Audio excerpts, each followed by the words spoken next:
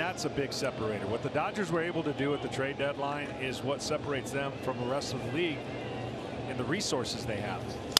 Freeze cracks one on the ground is short. They go to second one. Albies to first for a double play.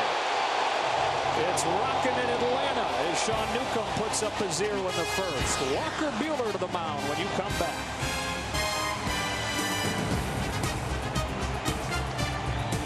Lexington, Kentucky, Walker Buehler, who pitched the Dodgers into the postseason on game 163 on Monday. One hit over 6 2/3 shutout innings. And over the last 2 months, nobody's been as good as this guy in the National League. No, they haven't. Repeats his delivery really well. Comes over the top with a phenomenal fastball, curveball combination, slider, cutter, occasional change, but he's on top of his game right now, and he's been rolling ever since. The last 28 days, we just talked about 2-1 with a 1.65 ERA. And how about this snapshot of the future of baseball as Walker Buehler gets ready to face Ronald Acuna Jr. The 20-year-old, likely leading candidate for National League Rookie of the Year, looks at a fastball strike. Just an easy delivery, and the ball comes out of his hand, and you'll see by the hitter's reactions, the radar gun won't have to tell the story. It's whether or not they can catch up to it. Another in 2. And you get the sense that Atlanta badly needs something to go right early in this game. Yeah, you know, it's hard to play the perfect game. You can't tell yourself, okay, everything has to go right. You just have to grind each pitch. This should be the longest game every player on the Braves plays mentally, trying to lock in every situation to make the most of being down 2-0.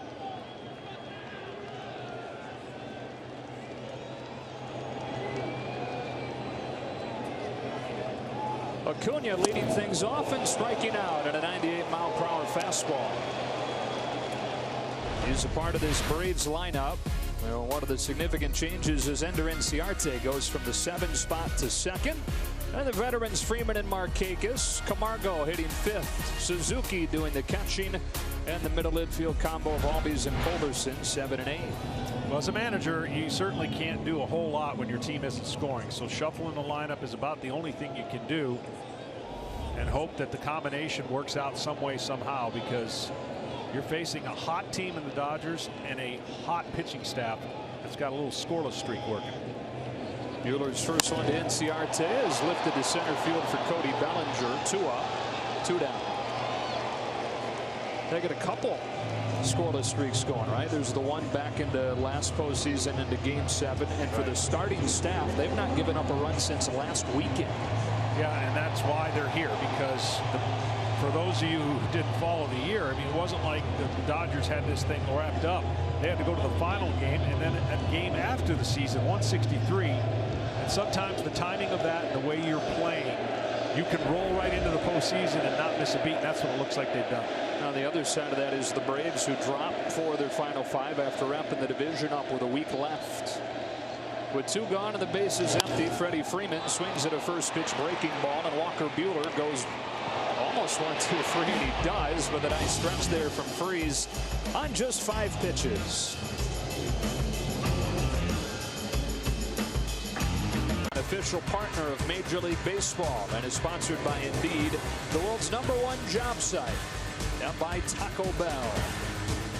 Second year of SunTrust Park, first year hosting postseason baseball as the Dodgers and Braves move along to the 2nd.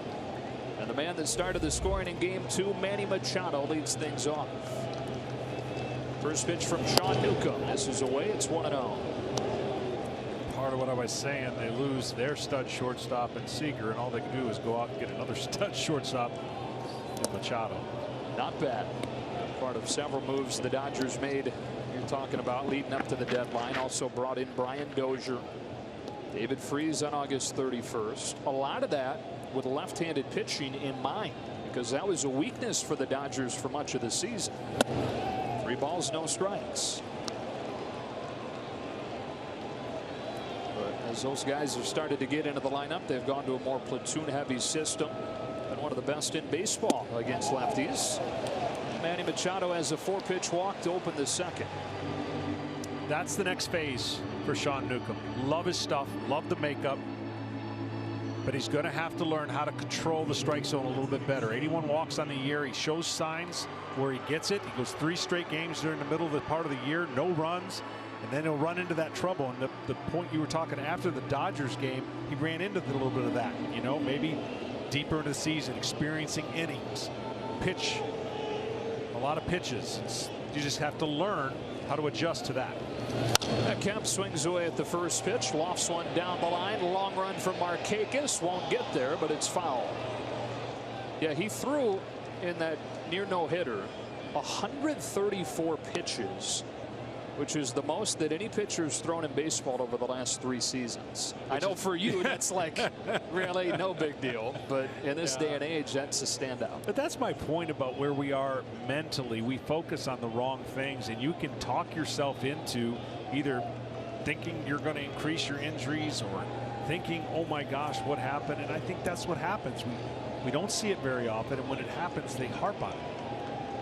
And so mentally, you know, he's never been through this, and he'll learn. I guarantee he looks back on this year, he's going to learn a lot.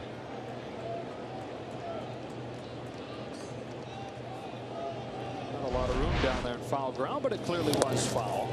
Stopped by Suzuki. Machado hangs on at first, and it's 1-1. And see what happens for pitchers once they learn their release point and their mechanics. So he fights a little bit with his mechanics and release point. That's why sometimes he'll spike it, sometimes he'll throw it up. Been there, done that. Man, that takes a year or 2 sometimes, and I wonder if the industry is allowing pitchers the luxury of patience for that to be worked out, for them to figure that out. Here he comes to the 1-1. Kemp hits a ground ball to third. They turned to double play in the first inning. They've turned to double play in the second. 2 out.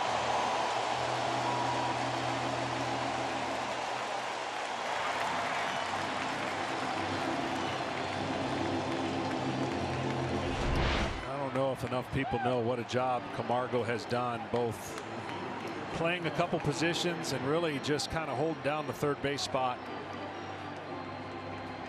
2 double plays in your first postseason start really does help the heart rate. Yeah. It really does. Get that under your belt. Yeah. And you start feeling like you can do it on command. Bases empty, 2 gone, and the reigning rookie of the year, Cody Bellinger, looks at a fastball up. It's 1-0. Brian Snitker did think that his team was a little bit wide-eyed, at least in Game 1 at Dodger Stadium, with so many young guys. Back for some home cooking here in Game 3. They're just hoping that it's not too late. 2-0. Well, in this case, with Bellinger being the only left-hander, if you can get through an at-bat early without showing him the curveball, he's had 0 success on curveballs off of left-handers this year. Well, he's going to get through it with a 97-mile-per-hour fastball. Sean Newcomb with a couple of scoreless innings. Off and rolling in Atlanta. Back here in Atlanta, Dodgers and Braves are scoreless in Game 3. The Dodgers holding a 2-0 series advantage. And the rookie Walker Buehler back to the mound, missing with his first pitch to the 34-year-old All-Star Nick Markakis. All-Star for the first time. The great stories in the National League this year. Finally reaching the Midsummer Classic in his 13th season. Here on a 1-0 pitch. Watches it drop low, ball 2. The Buehler stuff's so good, it doesn't matter right or left-handed. They're virtually the same. 195 against left-handers, 191 against right. 6 home runs each, so he's not partial to whoever stands in whatever part of the batter's box. 2-0. 3 balls and no strikes. Camargo and Suzuki to follow here in the second for Atlanta. There's the splits we're talking about. Takes a deep breath, comes home with a 3-0 pitch. That's a leadoff walk for Markakis. Let's go down to Tom Verducci. Well, you might have noticed a lot of similarities in the deliveries of Walker Buehler and Justin Verlander. And that is not a coincidence. Check out the delivery here. I want you to pay attention to the tuck position when the leg goes up and that front foot, the toes are going to point down once he tucks. The extreme shoulder tilt, and watch the hand as he releases the ball and follows through all the way behind him. Great deceleration. There's that tuck position. Now that's not a coincidence. He learned his pitching from his maternal grandfather, Dave Walker. And Dave Walker, who he called Papa, was from Michigan and a big Tigers fan. Of course, Justin was the man at the time. And now Justin's fastball at 95, Walker's at 96 and above, both in the top 10 in baseball in spin rate on that fastball. I'd say Papa did a pretty good job teaching his grandson. And another thing, Tom, great stuff that those two guys have in common is big-time confidence. Justin Verlander and Walker Buehler. Here's an 0-1 to Johan Camargo, and he gets a swing and a miss for strike 2.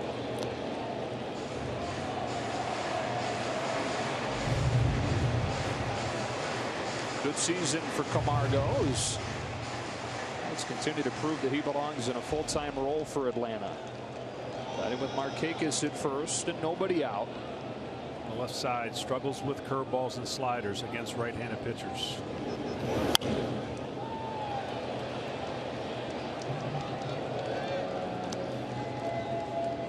He's done a nice job. I think when you're playing a position and everyone talks about the need or upgrade, it just seemed like there were trade rumors who the Braves needed to get. Could they get a solid veteran third baseman? All this guy did is play big for him all year, come up with big hits.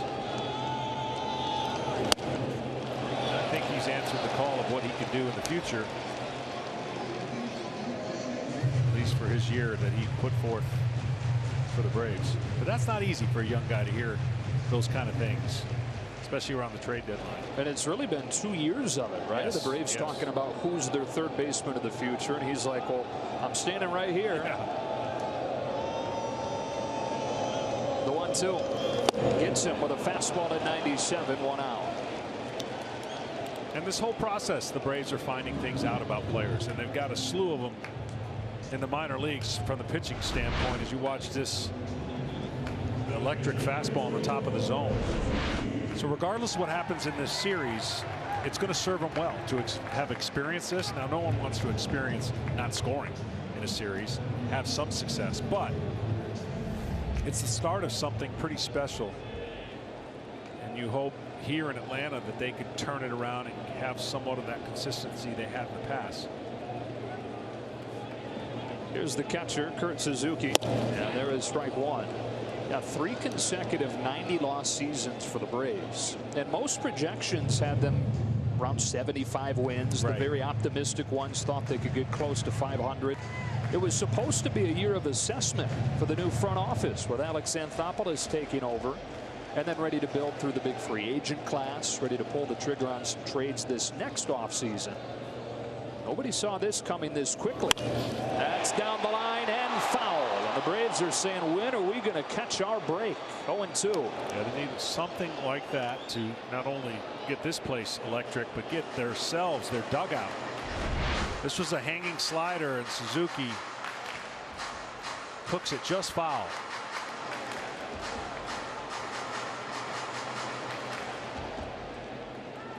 A little flat on this slider, middle, and that'll light up any hitter's eyes when he sees that.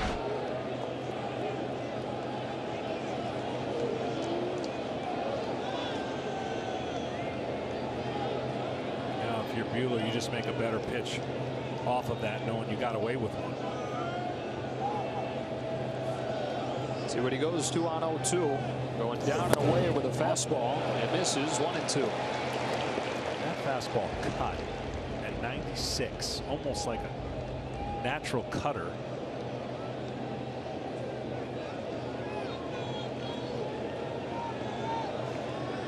Freakish in a lot of ways. 1 on 1 out and a 1-2. Suzuki with a nice take, and the count evens up. I know we say this about a lot of young pitchers nowadays, recovering from Tommy John surgery after last year, but coming into his own and now up there in innings pitched. You would think from this point on he would be able to have no handcuffs on him the rest of the way and really blossom into that frontline starter they're hoping. Delivers a 2-2, and Suzuki strikes out on 99. His hardest pitch of the night, 2 gone.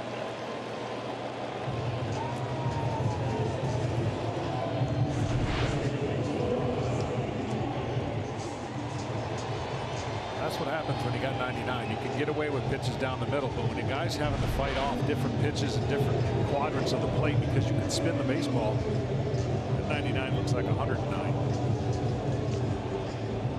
Now you ask, what could the Braves do? This guy right here has got to find a way to get on track. He's had a tough second half, especially from the left side. 21-year-old Ozzie Albies lays off a breaking ball in the dirt. That's been part of the issue for him, is rarely has he laid off pitches. They're trying to get him to chase. And you know what I love about this game is that you can come in and surprise everybody and shock the pitching world, which is what he did in the first half. He was crushing pitches. I mean, he got to 20 home runs fast. Led the National League in extra base hits in the first half. And then everybody said, okay, all right, we can't afford to keep throwing first pitch fastballs. They've adjusted, and now it's going to be up to him, especially next year, to adjust and adjust with that leg kick and try to find a balance, because on the other side Justin Turner has that leg kick, but it's a different leg kick than the one that Albies has. He's looking to swing from the very beginning he gets in that box.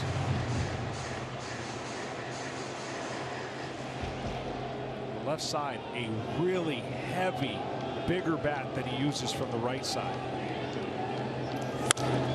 Packs one up the middle that'll sink in for a base hit. It's kicked by Bellinger. Markakis headed for third. He's in there safely with a throw going there. Albies takes advantage. Second and third with 2 gone for Atlanta.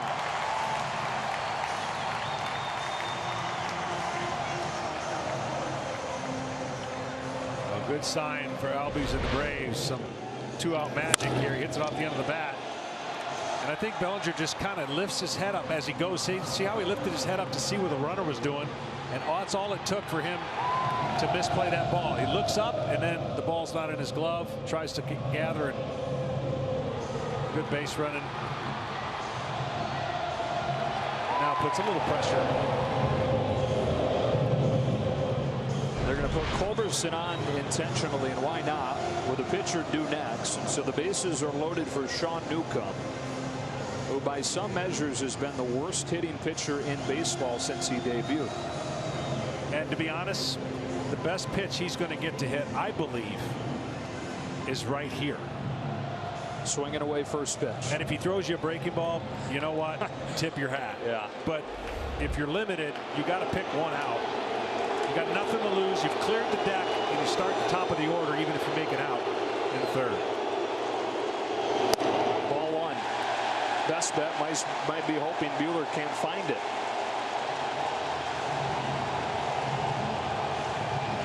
Well, for Dave Roberts, you have confidence in your pitcher that walking somebody with the bases loaded, you feel that your guy has command of the baseball, and that won't be an issue. And I'm sure this conversation is like, look, we don't have to do too much with Newcomb at the plate.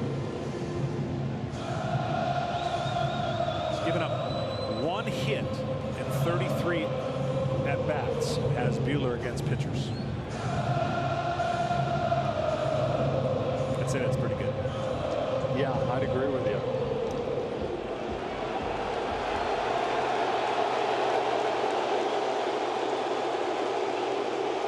Here comes a 1-0. Newcomb takes ball 2, not close. When Walker Buehler has struggled this season, it's when you've seen that fastball take off like that. He gets on the side of it. And right now, you can't swing. Remember I said the first pitch would be the best pitch? Now you can't swing almost 100% take. With nowhere to put him, a 2-0. And ball 3 on Sean Newcomb.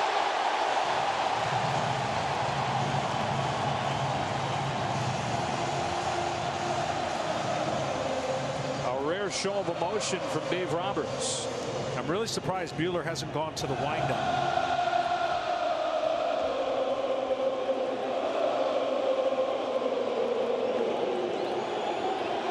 It's a bases loaded walk to the pitcher of all people that allows the Braves to break through in Game 3.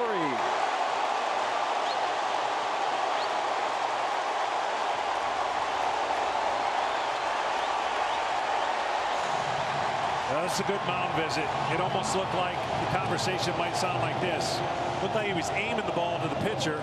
No fear of pitcher giving up, getting a hit, and he just couldn't throw a strike. So now, with Acuna up, you're going to have to throw something other than a first pitch fastball here because he loves to swing early in the count. And of course, bases loaded. Turning point in this rookie season for Walker Buehler was when he started to listen to his pitching coach Rick Honeycutt, his catcher Gausman Grandal, and they said, look, your stuff is good enough where you don't have to try too hard. Just put it up there. And he stopped rushing through his delivery. Stop seeing things like you just saw him over trying. But it rears its ugly head here and leads to the Braves' first run of this series. And now Acuna.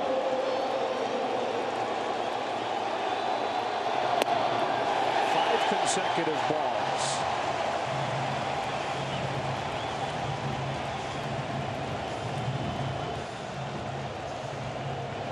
I'm really surprised they haven't gone to a secondary pitch. You've missed with the fastball in the same area.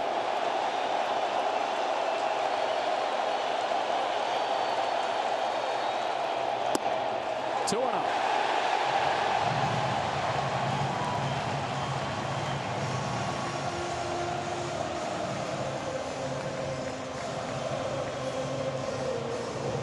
After a 5-pitch first.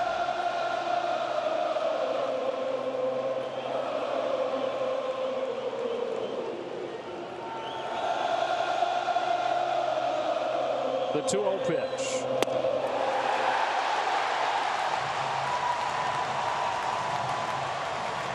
Like I said, I would have thought that maybe you could go out to the mound and say, hey, the bases are loaded, 2 outs, pitch out of the windup, change something up. Because out of the stretch right now, he's gotten underneath the ball and gotten it up. It's a perfect opportunity to pitch out of the windup, but hasn't chosen to do that. 9 of his last 10 have been balls. And now with the bases loaded, it's 3-0 on Ronald Acuna Jr. You don't want to give him anything too good. And he'll take nowhere. Wow. Didn't look like it was anywhere close. And in fact, Sean Newcomb at first started to take off for second. But a gift of a strike, and it's 3-1. Well, that was a gift. And you know what? As Acuna learns, you got to stay in there. Don't drop the bat. Don't concede anything. Get in there. Even though that pitch was a little hotter than that was a gift. Yeah. See if you can take advantage of it. The 3-1, and Acuna swings. It's a high drive to left center field. Taylor back at the wall. It is gone. A grand slam for Acuna.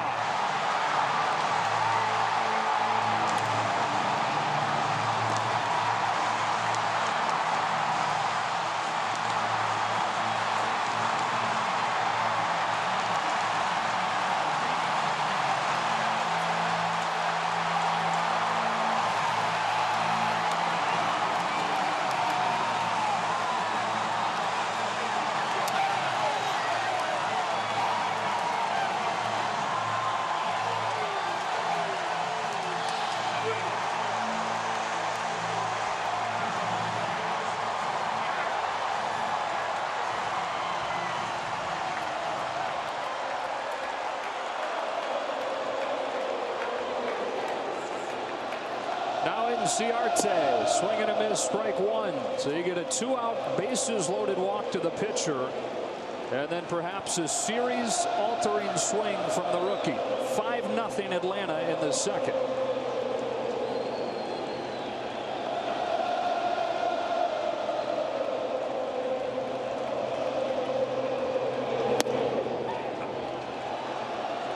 I know this is. I know that ball looked like a ball, but then he comes right back and doesn't miss a pitch, and he knows it.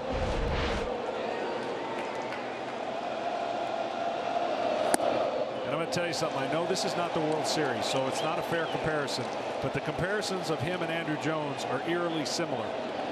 Andrew Jones, of course, in his first World Series, 2 at-bats in Yankee Stadium, hit homers. Well, this young kid, in his first postseason experience, hits a grand slam. and has been the best hitter for the Braves in the second half. Andrew Jones did that as a 19-year-old, youngest player ever to do it. Acuna's done it at 20. Caleb Ferguson warming in the Dodger bullpen. As Buehler comes home with a 2-2 to Inciarte. Bounce past him to Hernandez at second, and the inning is over. But after they go the first 19 innings of the series without a run, they get 5 here in the second. Acuna with a swing of his life, a grand slam that makes it 5-0 Atlanta in Game 3.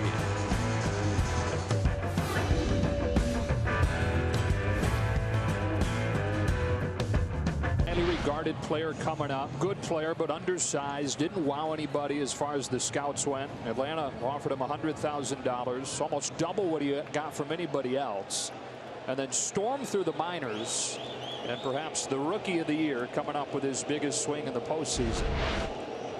So 5-0 lead for Atlanta as Sean Newcomb delivers ball 1 to Kike Hernandez. If you're Newcomb, going from your season on the line to a 5-0 lead here in the third, how does this shift the way you're feeling? Oh man, you can't help but feel great, but you still have to get down into the strike zone. I mean, this is the same thing that when you know, and the other team knows it, that he can lose his fastball command, you start bringing unwanted base runners rather than make them earn their way. They have to earn their way via hits.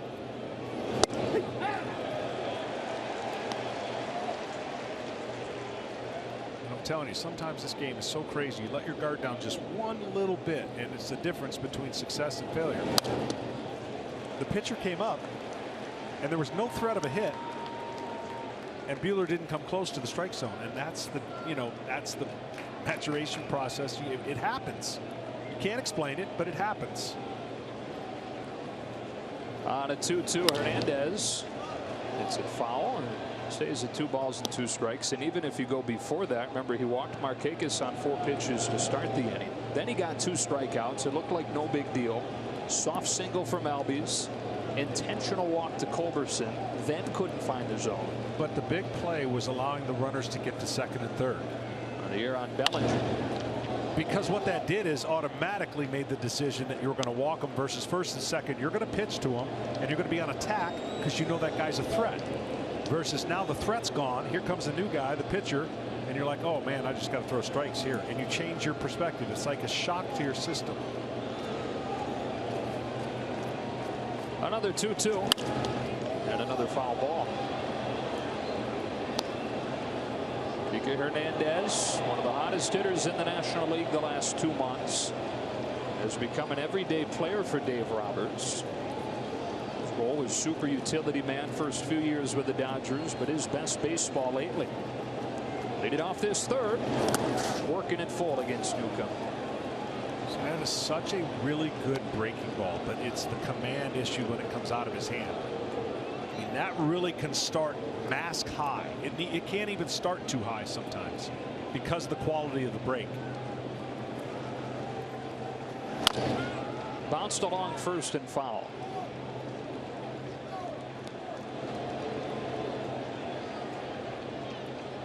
So how rare is what he just did? Youngest player in postseason history with a grand slam. And the 1953 World Series, Mickey Mantle held the record previously. It's decent company. Just misses. Oh. And a 10-pitch at bat for Kike Hernandez ends in a walk. When you're in the same area a lot and you miss, or you paint like that, you get the benefit of the call. But when you're up, and then you throw one, looks like paint corner, you can surprise the umpire as well.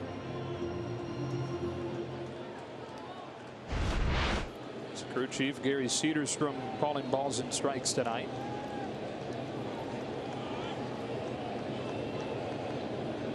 So the leadoff man on it. Here's Yasmani Grandal. He issued a leadoff walk in the second as well, and has used double play balls in each of the first 2 innings to get rid of the base runner that he faced.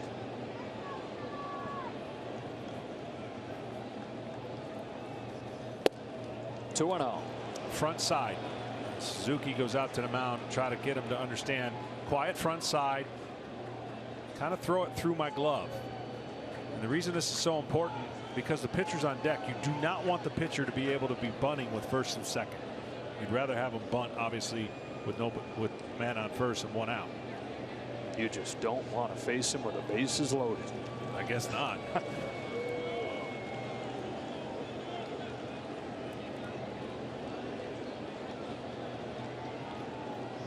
2-0 on the Dodger catcher. Switch hitter, much more powerful from the other side. Takes strike one. Showed that power with a home run in game 2. 8 of the 9 runs for the Dodgers in this series have come off homers. That has been part of their story much of the year. Grandal with a fly ball to center field. Inciarte's there. 1 out. For this postseason, T-Mobile is again going to bat for hurricane recovery. You can help. Every time you tweet hashtag HR4HR, T-Mobile will donate another $1 to Team Rubicon. Beautiful ballpark here, huh? SunTrust Park. I know you still live in the area. It's good seeing a host postseason ball. Smaller park than the previous 2 as far as attendance goes, but quite the amenities in and around the stadium. 1-on-1 out for Buehler, who does square and take ball 1. It has more seats in close proximity to the field than any park in baseball. And that's part of the priority that they wanted. Fan experience is pretty good.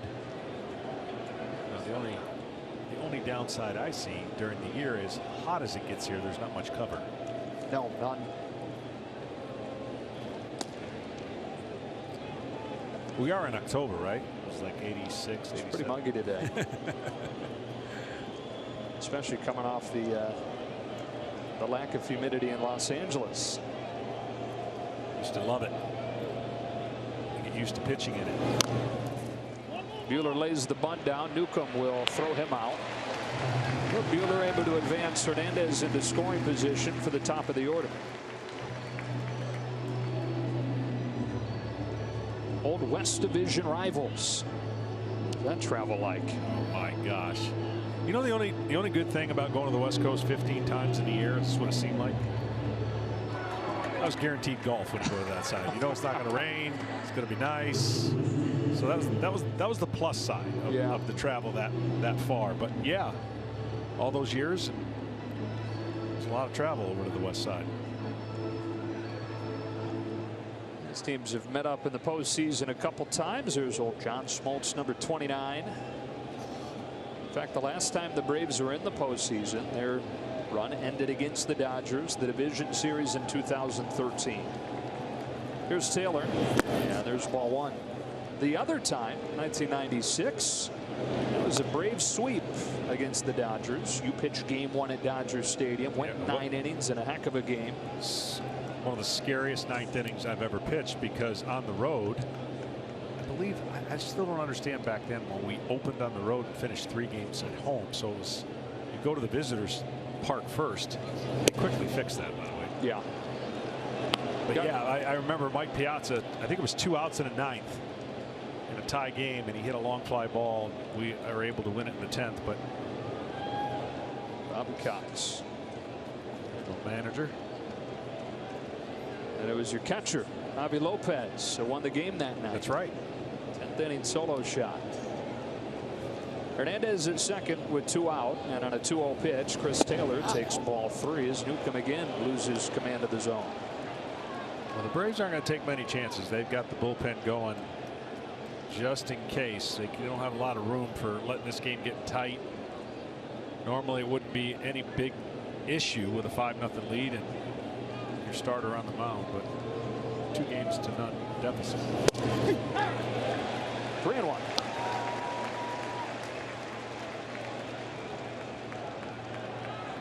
And there is the guy that everybody figured was starting tonight. Newly acquired Kevin Gausman. Here comes a 3-1. That's ball 4. You know, it's hard to have patience, but that's what you're going to have to need a little bit. I mean, Snit is not going to have, speaking of patience, not going to have much of it, I guess. What do you think? Well, I'm going to find out here in a second if it's just a talk or a change. Third walk that he's issued, and he is going to make the change. Remember, Sean Newcomb threw a couple of innings on Friday night. He'll go 2 2/3 tonight.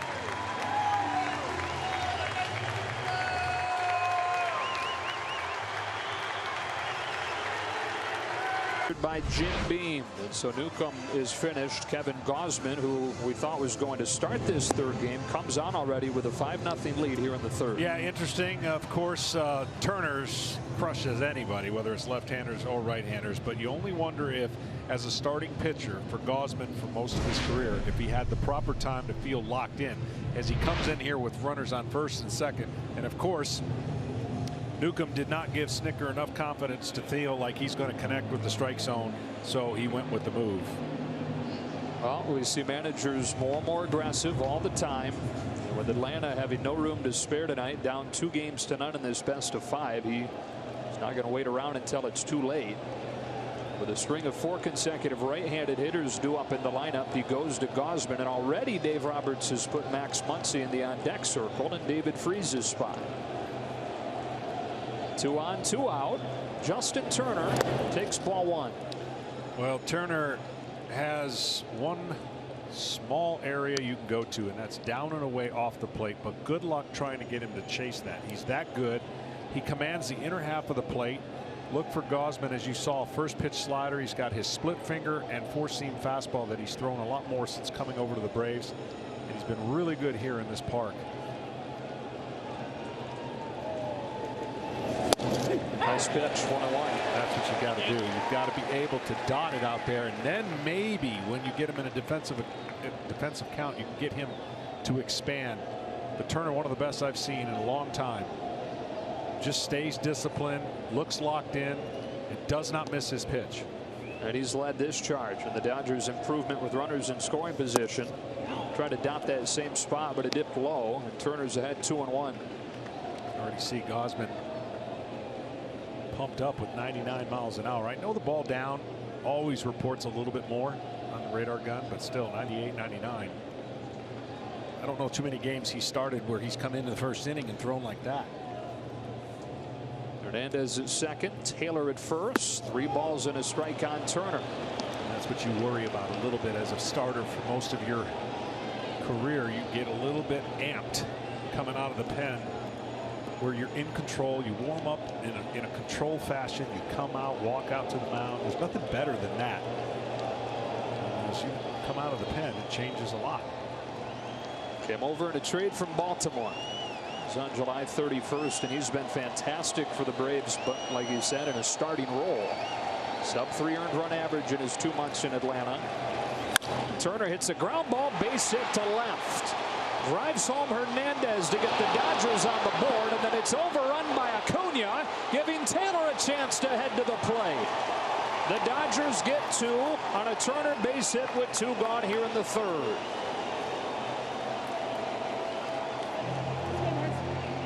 Well, it starts with in a count where Turner controlled the count, 3-1, sat on a pitch inside. Watch where they are supposed to throw it. See how it went inside? That's his sweet spot. So now he gets the base hit. 1 run's going to score.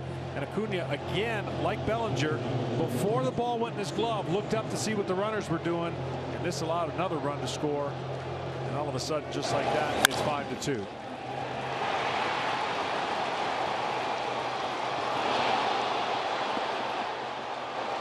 One of the Dodgers' biggest strengths is their bench, and we're about to show that strength for the first time tonight. They say we see your bullpen, and we raise you Max Muncy. Left-handed batter takes ball 1. Muncy has been a revelation for the Dodgers this season. Last year was Chris Taylor, who came out of the middle of nowhere to have a huge year. This year it's been Max Muncy, who was released by the A's following spring training a year ago. Spent last year in AAA with the Dodgers. Opened this year there. Then has had a huge season, hitting 35 homers since getting called up. Gausman's nowhere close to the plate, 2-0.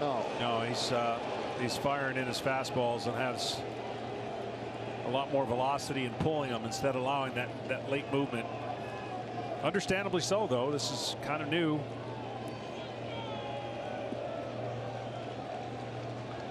Face open. I almost think you got to throw something off speed here. A split finger. Stuck with the fastball. Same result. At this rate, we're going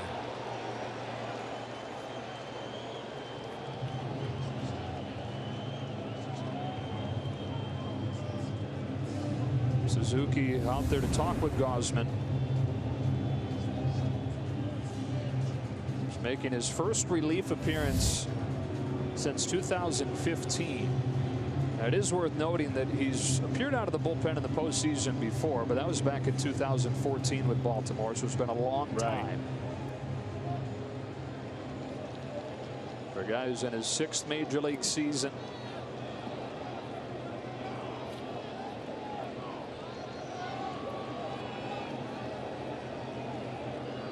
Newcomb watches from the dugout as Gausman walks Muncy on 4 pitches.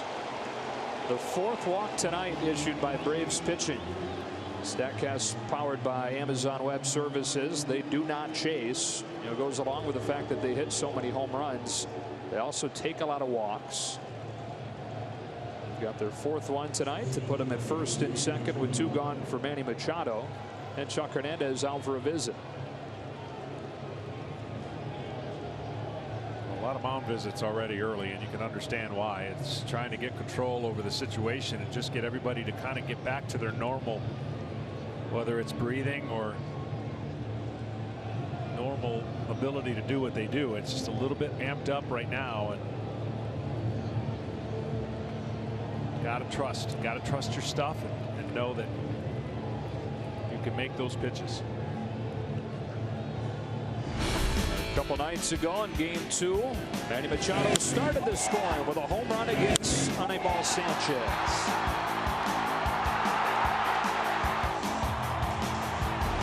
Just like that, here he is representing the tying run after the Braves got 5 in the bottom of the 2nd. Dodgers trying to rally the 2 out. Gausman still searching. Ball 1.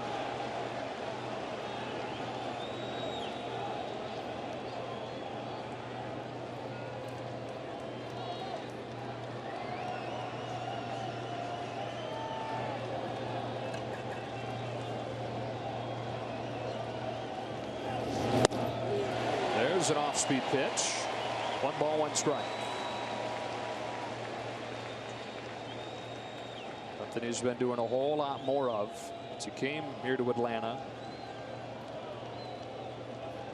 And now finds himself facing his old Oriole teammate.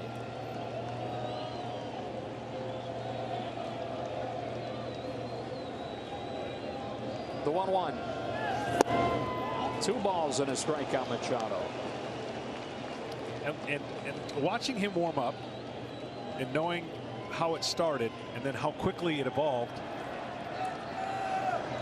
The first inning as a starter hasn't been his greatest inning, and coming out of the pen without maybe the proper structure, you find yourself catching up. You find yourself trying to really grind out. When you miss like that as a pitcher, you know that's coming out of your hand and it just doesn't feel right. So that's why I say if you've got your secondary pitch to go to get you feeling a little bit better. Dangerous pitch. Machado fouls it off 3-2. See, that was a good pitch. That was his split finger he went to on a hittable count. 3-2. Now everyone's going to be going. Even though it wasn't the greatest location, it was a different look. Then down and away, down and away, down and away with the fastball. You cannot give in to this count. You have to throw a secondary pitch to whatever you feel you can make look like a strike and end up as a ball. You got to think Machado will expand the zone because he wants to drive in the ball. You know, he wants to get a hit.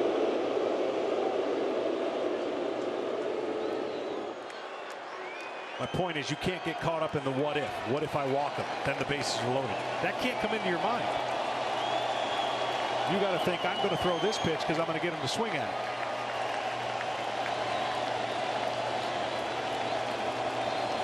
Runners will take off with his 3-2. Machado strikes out swinging and brings an end to this top of the 3rd inning where the Dodgers get a couple and chase Sean Newcomb from the game. He goes to that split finger and gets Machado.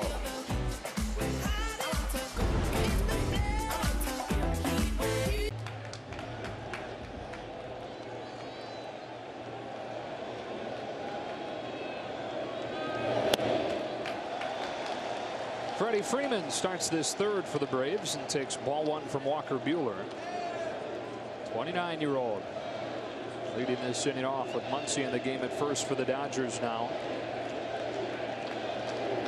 Freeman, of course, signed that long extension following the last trip to the postseason for the Braves in 2013 and has endured 4 losing seasons as really the only guy that stuck around while they rebuilt everything around him. He says, though, never once did he really want to leave. On a 2-0 pitch, he takes ball 3. Freddie says he feels like he still owes everything to the organization that drafted him, that signed him to that big contract. And his whole purpose became just finding a way to be there when the Braves got back to the postseason.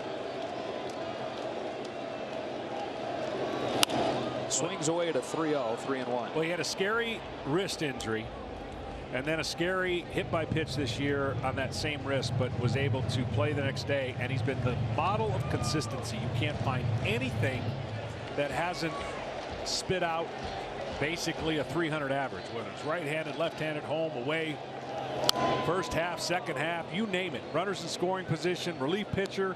I mean, it's one of the most amazing consistencies as we see some of these numbers and you just go pencil him in every year. And lately, unfortunately, the power numbers have been a little unlike what we're used to over the last 45 games or so.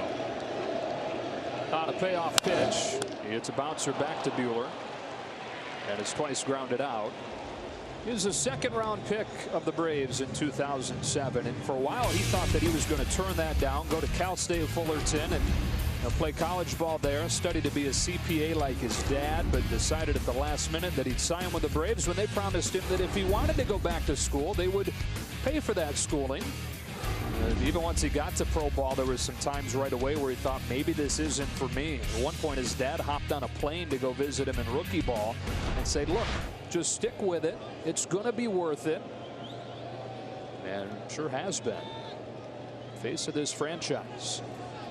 1 out, a 5-2 game in the third as Nick Markakis takes ball 1. Well, the one thing the Atlanta Braves over the years have been able to do, and especially in their system, is produce young, excitable position players. I mean, all the way back to obviously Chipper Jones and the lights of Brian McCann and Jeff Francoeur. And I went to AA rehab. Jason Hayward and Freddie Freeman were there, and I went. They stood out. They looked different. I went, whoa. Not long before these guys get up, and they came up together, and all of them have done extremely well. And so now, with the young core players that they have, if they can start developing young pitching to go with it, sustainable pitching, you're looking at a run that could last for a while. Here's a 1-1 down the left field line. Chris Taylor's there, and Markakis is out number 2.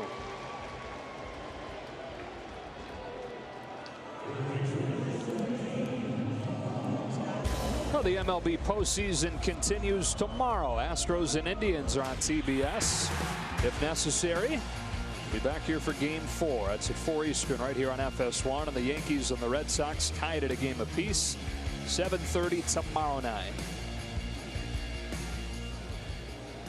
Milwaukee Brewers are going to be sitting on their couches back in Milwaukee watching and resting up for the winner of this series in the National League Championship Series. Johan Camargo taking strike 1. Boy, they made it look easy against a tired Rockies team, didn't they? They sure did. I mean, that's an amazing last 10 or 11 or so. You talk about, again, we talk about the timing of it all. It's perfect timing. And they got the best record in that. I mean, they went from maybe, okay, looks like they might get the wild card, to winning the division, having the best record, and hosting.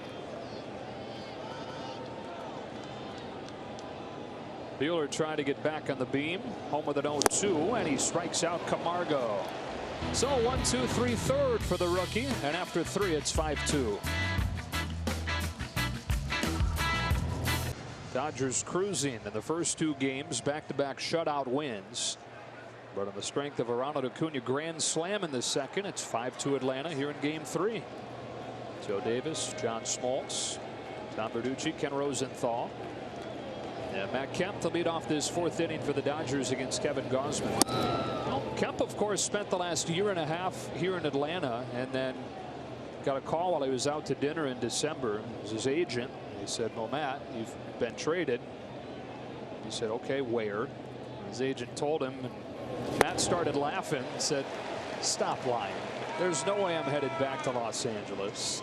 And then it was made clear to him right away that they were going to try to move his contract. This was just a salary swap. But with no deal, they were open to him competing for a spot. He won it. What a year he's had. 1 ball, 2 strikes. Well, that's the pitch off the right-handers that has given him fits, and that's changeup. For him, it's a split right here. Matt Kemp has handled right-handers really well, except for changeups. Loves to hit the ball, fastball, inner half. But the probability of what you're saying and how it played out for the LA Dodgers is off the charts. Off the charts bad, like it wasn't going to happen. Right, like he made the All-Star team. He saved their first half. It was a struggling first half for the team. And what a year. He lost a bunch of weight, went back out there. Fouls it off, stays alive. And he was having a good year for the Braves here, but he had a couple injuries that kind of derailed it. And then, you know, when you talk about the trade was going to be a wash for salaries in different ways. And it's been great for the reunion for Matt Kemp and the Dodgers. First 9 years of his career with the Dodgers. Now 34 years old. He celebrated his birthday a couple weeks ago.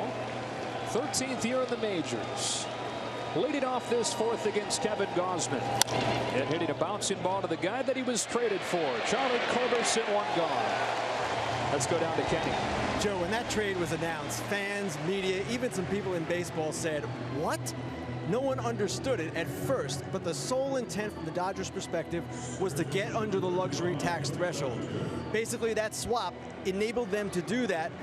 Kemp's money was spread over 2 years, 3 of the veterans coming to the Braves, Scott Kazmir, Brandon McCarthy, and remember this guy, Adrian Gonzalez. They had 1 year left. Culberson also came in the deal. He had 4 years to go. Kemp, the point with him, he was never going to make the team. That was not the idea at all. And yet, he got himself into shape and changed the entire outlook on that deal. And like both you guys said, changed the entire outlook on the first half of the season for the Dodgers. So important with Corey Seager down at the end of April with the Tommy John surgery. No Justin Turner until mid-May. Other guys got off to slow starts. Matt Kemp carried them and started the All-Star game. 1 ball, 1 strike on Cody Bellinger. Yeah, it really was amazing, and you could tell that his appreciation for playing not only in LA, but playing again at the level that he wanted to play. He made hard work in the offseason, lost that weight, got in great shape, and fully understood what was in front of him, by the way. Yeah, the Dodgers made it clear to him that they wanted to move him from day one. They didn't acquire him to have him be their left fielder.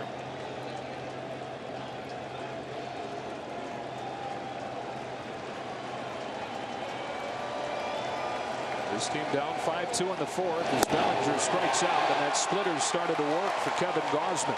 Yeah, you can see the last 2 he threw to strike out. Machado looks more normal as a starter type, and he's settled down and he's not overthrowing. There's the movement.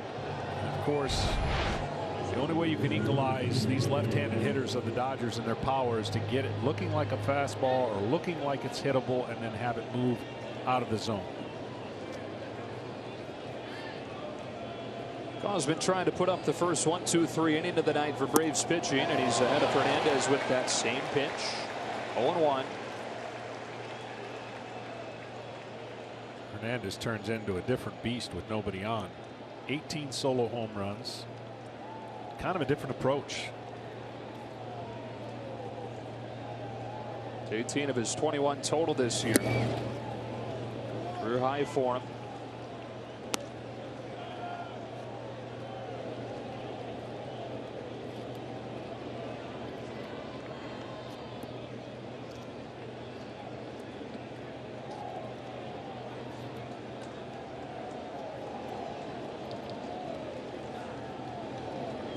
Here's a 1-1.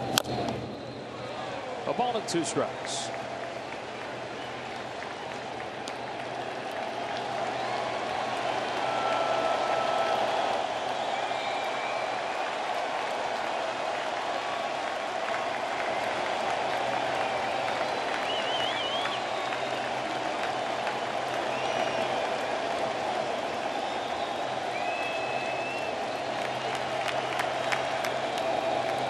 Going up with a fastball, and Hernandez watches it. 2-2. Too high for that to be meaningful. I never understand a catcher standing up, but you know what? He got it up there. Now going down, Hernandez fouls it. I just don't understand that far up what that's trying to set up. If you got a big breaking ball and you want to throw it top of the zone. That was old time. That was Yogi Berra standing up. Way up there.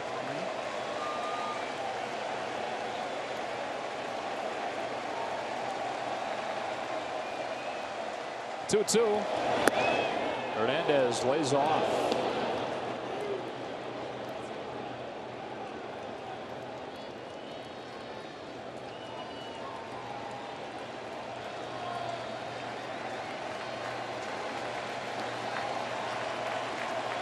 Gausman home with a payoff. Another splitter and a strikeout. 1-2-3 inning for Kevin Gausman and these Atlanta Braves with a 5-2 advantage to the bottom of the 4th. Trying to force Game 4 tomorrow.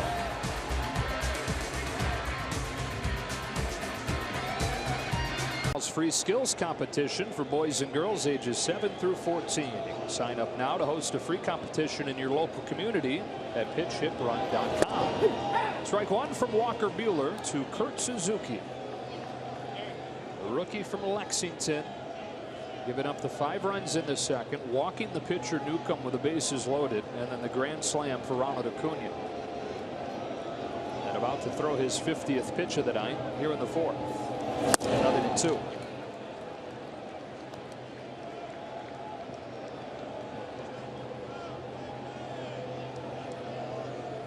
There's the spray chart. Suzuki does a nice job against right-handers as opposed to Flowers, much better against left-handers.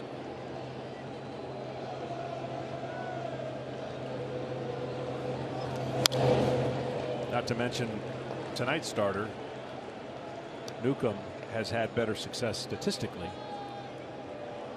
with Suzuki, ERA wise, that is. StatCast powered by Amazon Web Services. And Suzuki waits on another 0-2 from Walker Buehler.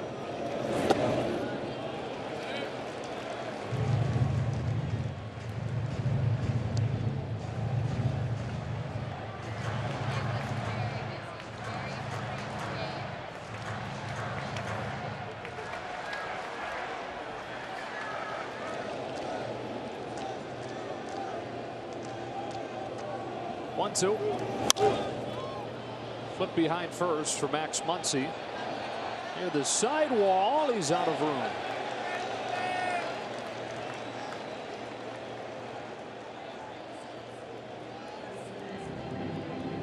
That was added for the playoffs, I do believe. Yeah. New seating just took an out away from Walker Buehler. Some good views down there. Closer to the action than the players in the dugout. Be careful though. Head on a swivel. Another foul ball, still 1-2. You know, we were talking about what the Braves have developed, but the model organization forever has always been the Dodgers, and they're developing. They had a stronghold on the rookie of the years forever. And just what they did last year in Bellinger's breakout year, and of course Puig a few years back when he came in, and even though Max Muncy's not a rookie, boy, he's had the fill in for what no one could have expected after being released. The Dodgers have had 18 rookie of the year winners. Nobody else has more than 8. Yeah, I was going to say it's not even close. Goes back to Jackie Robinson in 1947. A couple runs like you were talking about, where at 4 years in a row winning it, 5 years in a row. That's just amazing when you really think about how that works. Suzuki flies one to center. There is the last rookie of the year in Bellinger for the first out.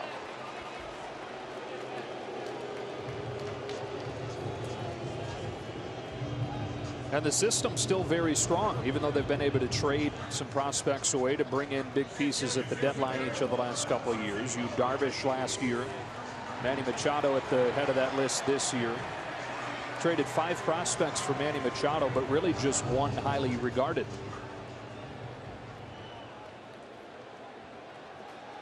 Six divisions in a row that they have won, and I would still say they have a ton of pressure on them. And what I mean by that is, you know, you think about the rich history and how proud this organization is, but they haven't won a World Series in over 30 years. So it just tells you how hard it is and how quick things can change. And of course, last year, one game away, I mean, game 7 from ending that. There's Tommy Lasorda. Still getting around. Ozzie Albies.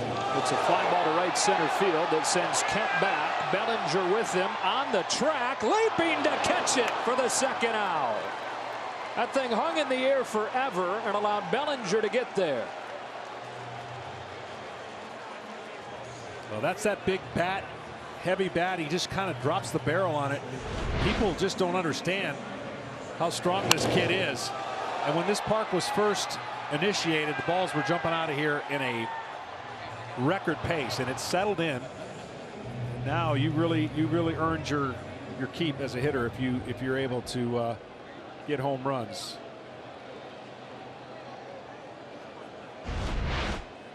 Charlie Culberson takes ball 1. And when this first part, I mean, I couldn't believe it at first. You never know when all the construction's done and when things settle and all the different things around here have now been built up. This park, that ball was jumping, and this year it's played pretty true. Yeah, it's gone from last year, in the first year before all the construction was done, one of the most homer-friendly parks in the game, to the point where people around here were like, uh-oh, we're gonna have a problem like they do in Denver and in Arizona. But this year, the other end of that. Only San Francisco and Miami had fewer home runs during the regular season. 2-1 on Culberson. I went from the launching pad in Fulton County to Turner Field. I think a classic baseball stadium, and they've done a nice job here, as you've seen the surroundings smaller, quaint, fair. Fooled him, 2-2. Although I am very envious, I'm going to be honest, with the amenities that the players have today. Like those clubhouses. Oh, we didn't have it bad. I'm not complaining like we didn't have it bad. It's not that. It's just they've got it really good right now. Good for them. The 2-2. Culberson down on strikes.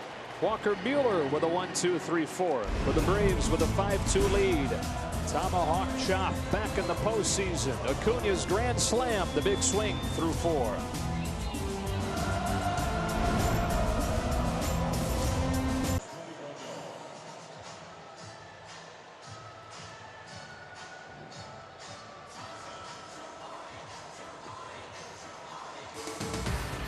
The NLDS on FS1 is presented by Doosan, official partner of Major League Baseball, and is sponsored by T-Mobile. Whether you're home or away, T-Mobile has you covered. And by Geico, 15 minutes could save you 15% or more on car insurance. Braves 5, Dodgers 2 to the 5th. Kevin Gausman to Yasmani Grandal with ball 1. What do you thought of Gausman so far, who came on for Newcomb in the 3rd? Yeah, obvious concern when he first came in. A totally different pitcher now. Settled in, doesn't overthrow, hasn't overthrown really anything. And he's relied on the thing that makes him real special, and the fact that he's got that fastball. He really has 2 pitches. I mean, he'll throw 3, but he relies on fastball. And when you can get fastball command and drop that split off of it, that's the equalizer But the Braves were hoping that these left-handers wouldn't recognize it. Grandal takes it, and he's ahead 3-0. But the key, of course, is getting ahead. And the Braves have not gotten ahead at all tonight on first pitch. And they're pitching behind in the count a lot, flirting with danger. 4-pitch walk starts the fifth. The fifth walk tonight for the Dodgers in this postseason. T-Mobile is again going to bat for hurricane recovery. You can help. Every time you tweet hashtag HR4HR, T-Mobile will donate another $1 to Team Rubicon.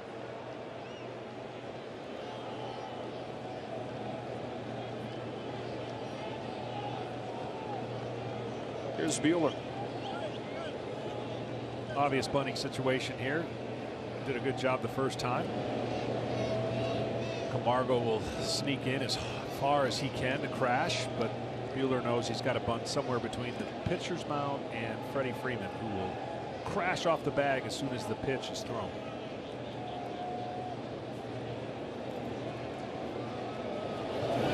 Yes! Bunts through it, strike one.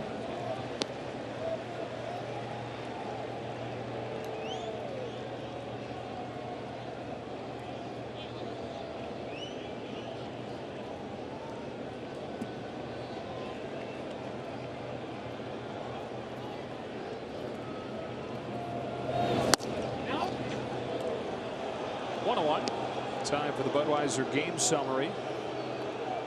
Braves didn't score over the first 2 games of this series. Then they got 5 in the second. If you happen to miss that second inning, the first run came when Sean Newcomb, Atlanta's pitcher, walked with the bases loaded.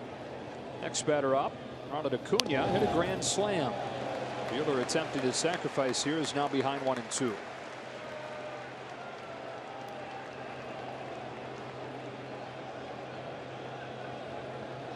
What's interesting about if Gausman throws the split and the spin of the split actually is easier to bunt if you don't jab at it. The fastball is the one that you could pop up or foul off. Well, he took a fastball for strike 3. Buehler unable to move the runner up.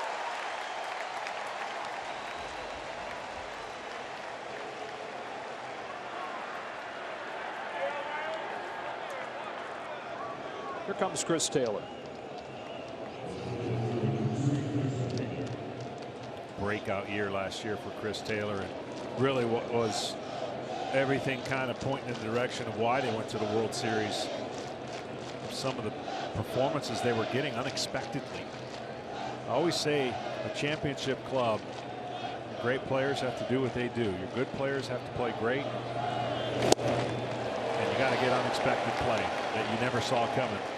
And that's exactly the way the Dodgers had their year play out last year. He's a guy, John, that came over in a completely under the radar trade from Seattle, June of 2016. Saw some time with the Dodgers that year, but then made a swing change. Had a huge regular season, even bigger postseason, MVP of the National League Championship Series. And how about the way he started the World Series, homering on the very first pitch? No, I mean, you rarely see a guy wholesale change everything about his mechanics and have instant success. And really rode that to an incredible year, and now you just wonder how sustainable it is, and learning how to continue again to adjust and refine that swing change.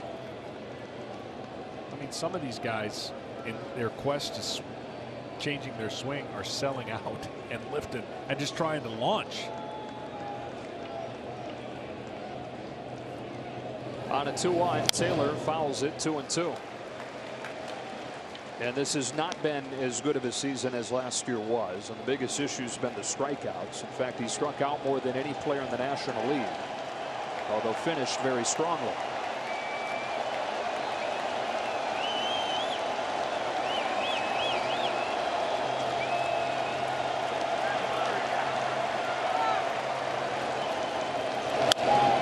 Lifts a fly ball to left. Acuna turns and watches this one go. The Dodgers right back in this game on a home run from Chris Taylor.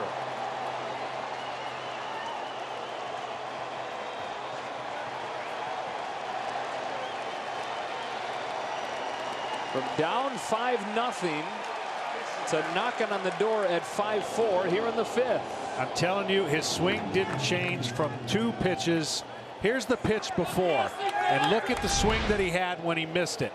Okay, watch that swing. All right, that tells me something as a starting pitcher or a pitcher in general. And then he got the area that he wanted, and it was the same swing, different location. And we just got done talking about how he's universally changed the way he approaches the baseball and got that one up in the air. And now Turner in a 1-run game in the 5th. How about the fact that Chris Taylor started this game because Sean Newcomb, the left-handed pitcher, was on the mound. That's the only reason that he's in there. But he stays in with the righty Kevin Gausman. And it's Gausman that he strikes against. 11-2 on Turner. Part of that also is some of the left-handers that Brian Snitker has available that more than likely he's going to bring in. And maybe that saves some of those changes that Dave Roberts was going to make.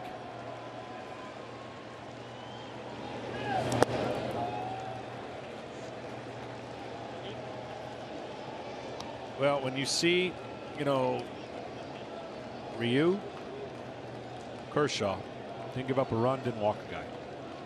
The one thing that has cost the Braves, and they were really good this year, pitching wise, ERA ranks, is walks.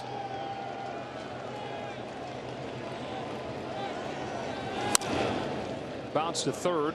Camargo will take his time and throw him out. 2 away as we look back at Chris Taylor's home run. Not your typical 2-strike swing. He didn't deviate at all. I mean, that's the same follow through he had on the foul ball, only he got it in the area he wanted.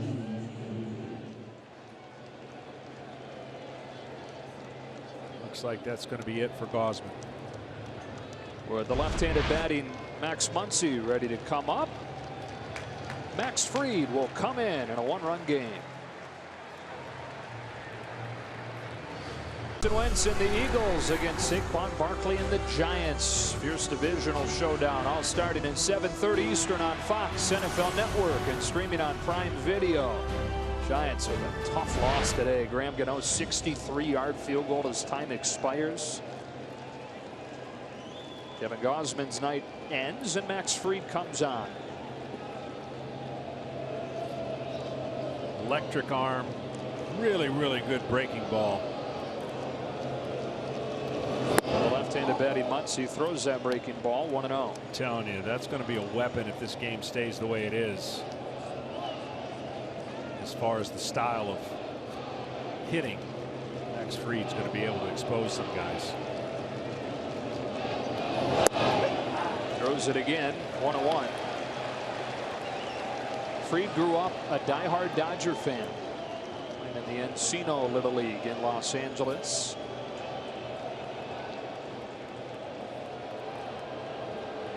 It's the 1-1 fly. 3 consecutive curves and ahead of Muncy 1-2. As much as the Dodgers like Caleb Ferguson and the future that he has, I think the Braves are going to like seeing this young man develop. Modeled that curveball after watching Clayton Kershaw and watching old video of Sandy Koufax. Oh, it's a good one. A 1-2. Now, the only thing about that right there, showing him that many in a row, coming upstairs or up and away with a fastball, just changing. You've slowed the hitter down, slowed him down with really good breaking balls. Now, this would call for a fastball, not in, but away. Looks like they're going up. It was a fastball, but it's too far up there. Yeah. You just don't need to stand up. Once a pitch is that high, you have to be such a free swinger. I mean, Which he's not. You just wasted a pitch. You just need to make it tempting. 2-2. Back to the curve, and Muncy lifts it to deep center. That ball is gone. And this game is tied.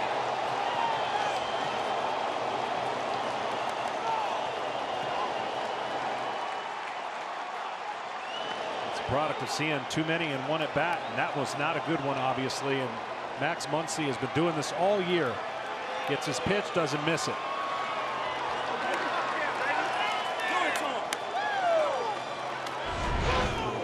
This is a breaking ball that's up, and he knows it. The hitter knows it as soon as he makes contact.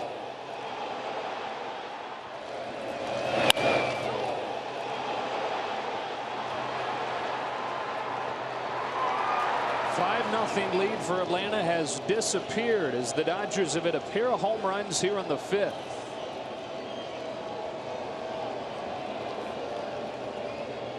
And now it's Machado.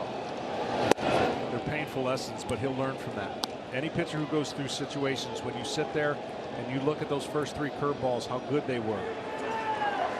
You don't need to make them better, but then set up by the high fastball, that really wasn't even anywhere close.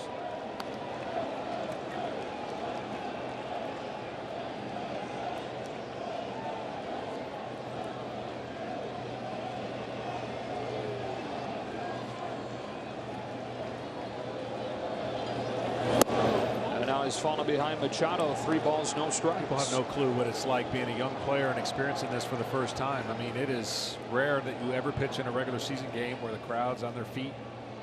Crowd intensity's at the highest.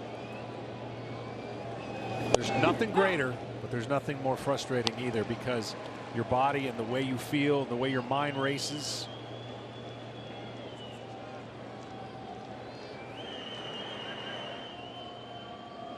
On a 3-1, a curve is lifted to left center. Acuna back onto the track at the wall to make the catch and finish the Dodgers off in the 5th. But they get a pair of home runs. They've gone from down 5-0 to tied at 5. We are halfway home in Game 3 in Atlanta.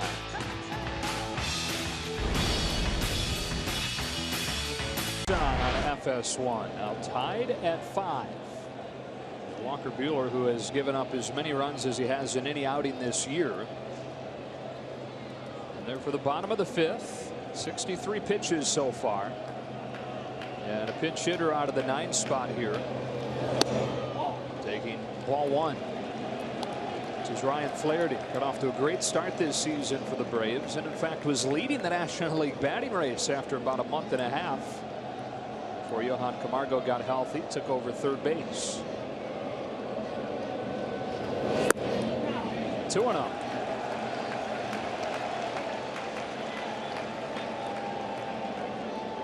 Buehler, since the grand slam from Acuna in the 2nd inning, has retired 7 straight.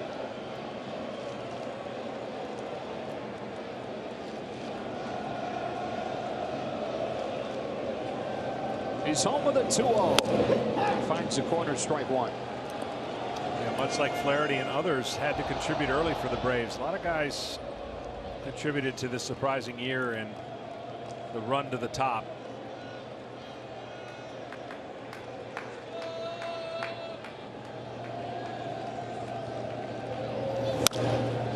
Chopper to Hernandez, who charges and throws wide. Muncy comes off of the bag to catch it. Flaherty's the first out of the 5th. Up comes Acuna, and we go down to Ken Rosenthal. Well, Joe, it's difficult to remember this now, but just before the All-Star break, Brian Snitker went to hitting coach Kevin Seitzer and said, Acuna needs to make some adjustments. I can't watch it anymore. Seitzer was thinking the same way. Acuna was out of control with his swing. It was too big, too violent. So here's what he did. He lowered his hands, moved them away from his body, also had Acuna begin to hold the bat more vertically. Acuna also went to a slightly more open stance, and it was at that point he took off.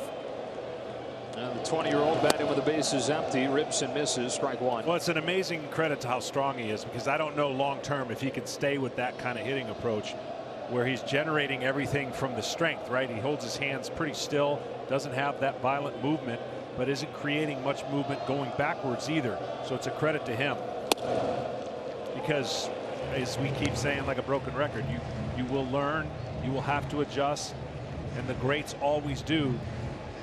Very few do come into leagues hitting a certain way and stay that way the entire time. Although Mike Trout might be proving that wrong.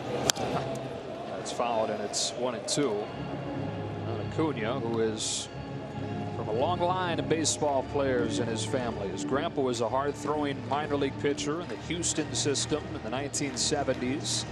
His dad, Ron Acuna Sr., an outfielder in the Mets organization in the early 2000s, and a very good one. He strikes out on a high fastball. 2 gone here in the 5th.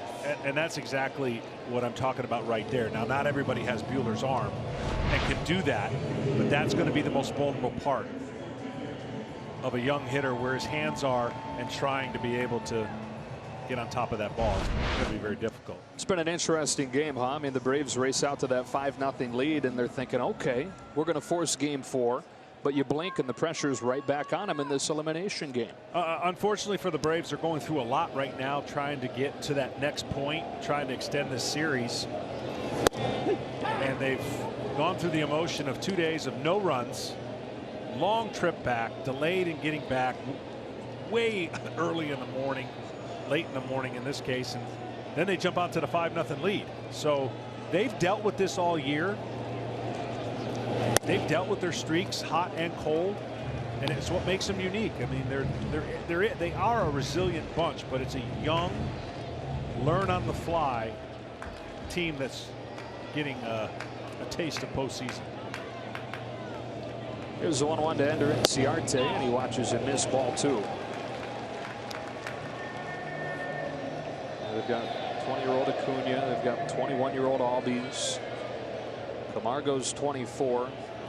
Their almost shortstop Dansby Swanson, he's 24. A couple of veterans sprinkled in there as well. It's like Markakis and Suzuki, and you can call Freeman that at this point. But very little postseason experience even for those guys. Right. A 2-1. Ball 3.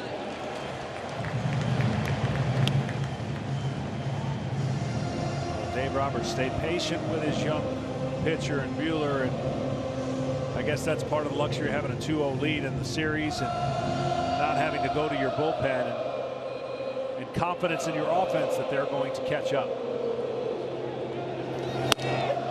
Full count.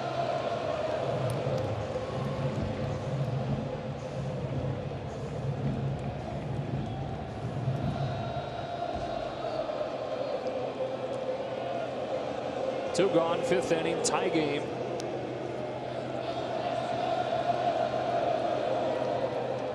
Ender Inciarte hitting out of the 2 spot tonight. He hit 7th in each of the first 2 games of this series. So far, he's 0 for 2. The payoff. Drops in to get him. And since the home run from Acuna, Walker Buehler has retired 10 straight.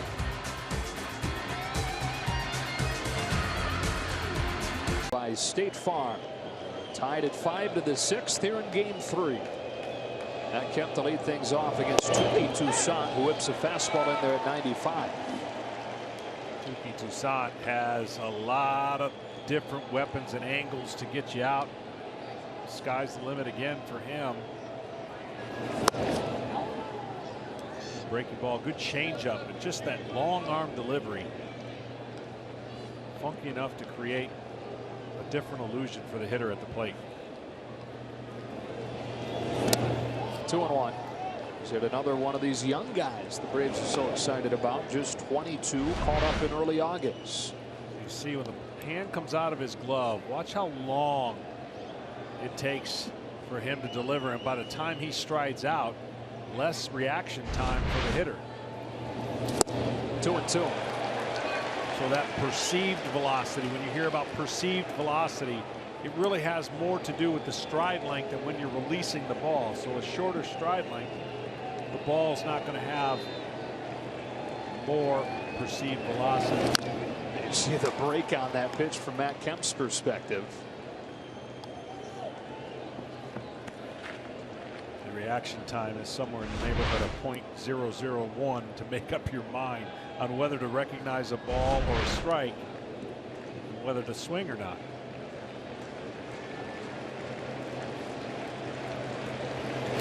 Kemp drives one to left center field. Acuna turns and watches this one bounce into the seats for a leadoff double. So the go-ahead run in scoring position to open the 6th for the Dodgers.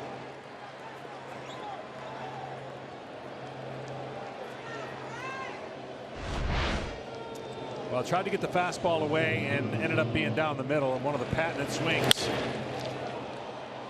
Matt Kemp is classic over the years. Another guy in the lineup because of the left-handed starter on the mound for the Braves stayed in there, faces a righty and rewards Dave Roberts.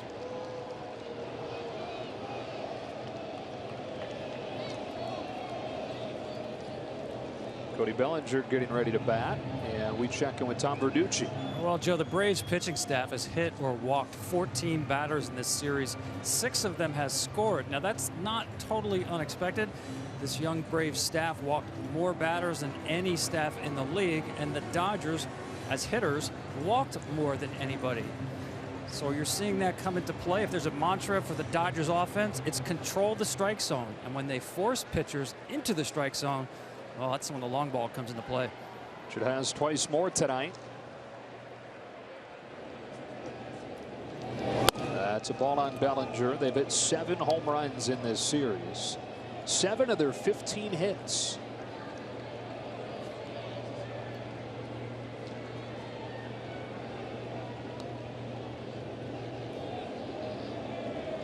Toussaint's 1-0 is in the dirt. Suzuki stops it, ball 2.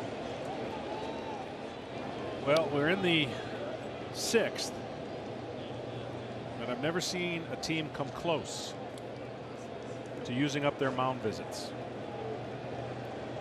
Yeah. 2 left. Yeah. For the Braves. Bellinger will move the runner up with a bouncer to the right side. He's got good speed, and so Albies needed to hurry. Was able to get him, but Kemp moves to third, 1 gone. Albies made a play look routine that wasn't really routine, and you talk about the sprint speed of Bellinger is incredible. I mean, this ball has a little in between hop, and now he's got to make a little short kind of firm throw just in time, and that'll put pressure on the infield. Now they'll have to play the infield in. Good job by Cody Bellinger. So the go-ahead run now 90 feet away, and as you mentioned, infield comes in with Kike Hernandez coming up. Takes a first pitch breaking ball for a strike.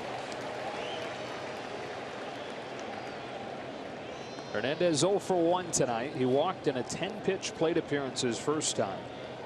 Worked it full his next time up as well before striking out. The reason, besides the obvious, this is such a big at bat here, they can walk Grandal if they get out Hernandez, because unless they're secretly throwing, well, they are throwing in the bullpen now. They have to force the hand of Dave Roberts.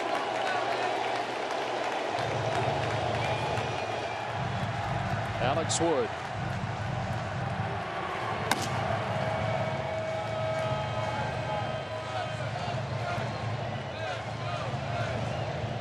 The rookie Toussaint looking for a big strikeout. He comes set for an 0-2.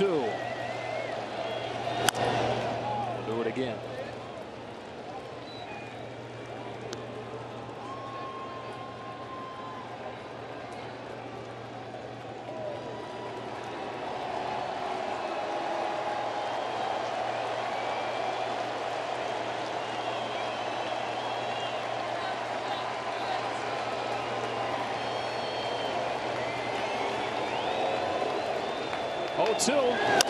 Hernandez rolls it along third, but foul. Kemp had a huge lead and jump, so much for letting the ball get through.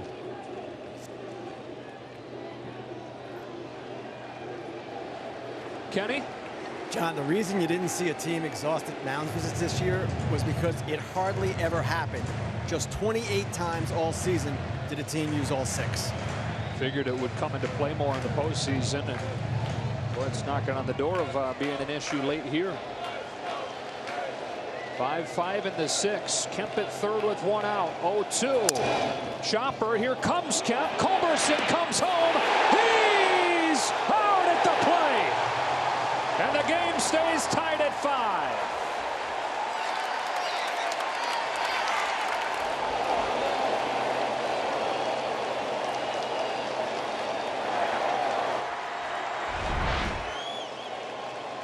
Well, he's going on contact. There's a secondary lead, and he goes right away, and a good throw. A good play by Suzuki as Kemp tried to get in on the outside part. Looked like for a minute he was going to have a view of the plate, and then he didn't. I think Dave Roberts is maybe going to want.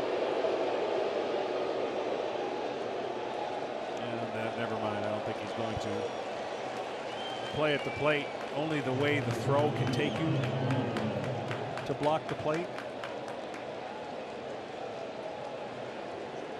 Kemp was involved in one of those plays earlier this summer with Robinson Chirinos of the Texas Rangers, where it was a collision. Both guys were suspended. But they'll say play on. Still tied at 5. Hernandez now at first with 2 gone, and Yasmani Grandal takes ball 1. What a stop by Suzuki.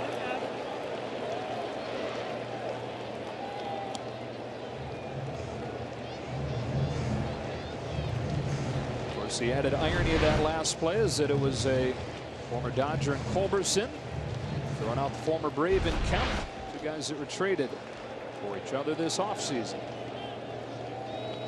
It's a strike, 1-1. I'm sure Suzuki's glad the rule change has been made, because Kemp is a big human being coming straight downhill. That would have definitely ended in a collision at home. Grandal ahead 2-1.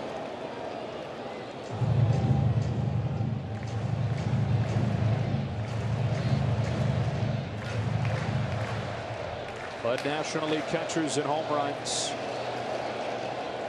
Had a home run in game 2. Hernandez at first and 2 gone. He takes one that's not close. 3 balls and a strike on Yasmani Grandal. Walker Buehler still back there in the dugout. He was on deck, but then they've moved him. Put Puig in the on deck circle. Puig in the on deck circle.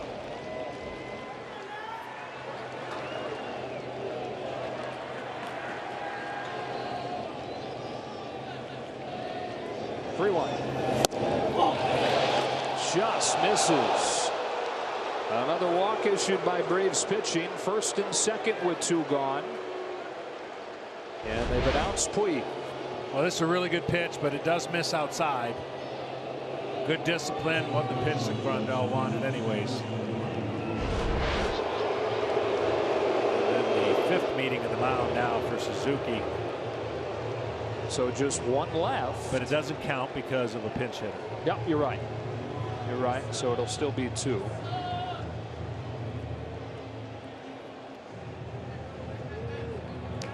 Puig is the pinch hitter. Take a look at the player resume sponsored by Indeed.com. One of the many Dodgers that has gotten it done with home runs this year. Now here's the interesting thing about Puig that is so hard for an opposing manager.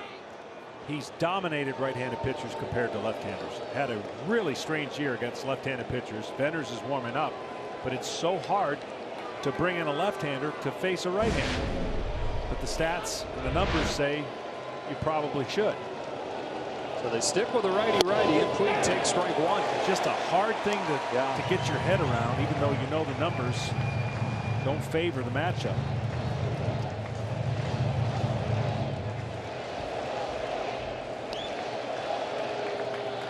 Braves led this game 5-0. Now tied at 5 as Puig takes way off of the plate inside 1-1.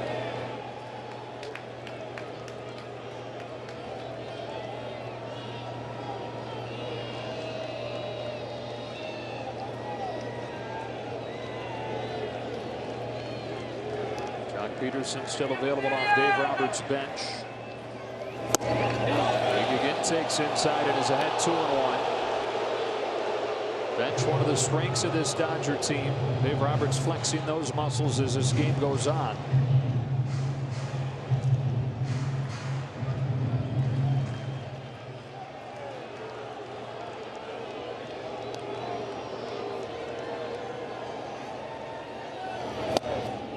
Three and one.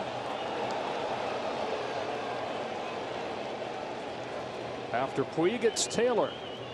His 2-run home run brought the Dodgers within 1. For months, he tied it with a solo shot.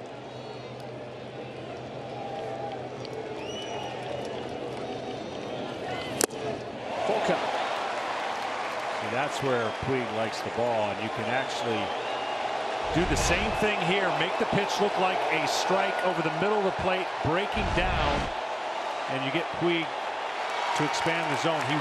He rarely expands it up. Likes it in, likes it down. That's the area you got to go to. There they go. Here it comes. He takes it down and away for ball 4 to load the bases. See how he wanted to swing, and that pitch was not close enough. If that starts anywhere close over the middle of the plate, Puig can't hold up. Instead, John, it's the 7th walk tonight by Braves pitching. It was the right pitch. He pulled it, meaning he wanted to make such a good quality breaking ball that it never even came close out of the hand. But see how he wanted to go after it? So that tells you at a 3-2 count how aggressive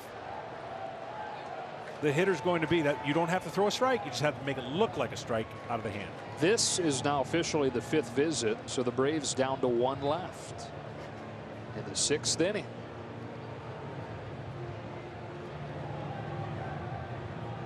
Sabaka has started to warm. Johnny Venters has been warming for a while. Well, tough spot for some of these Braves young pitchers, just being in situations they've never been in before. I'm sure they've been in this situation in regular season, but it's nowhere close to the postseason and the attention to detail, and obviously here at your home park where everybody's anxious to get in the dugout. Chris Taylor, who just became an everyday player last year, has 4 grand slams in his career. Hernandez at 3rd. Grandal at 2nd. Puig at 1st. Taylor takes ball 1.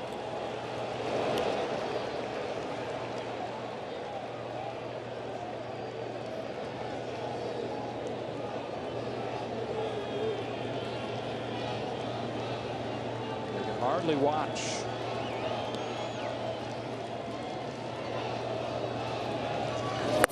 Two-0 with nowhere to put him.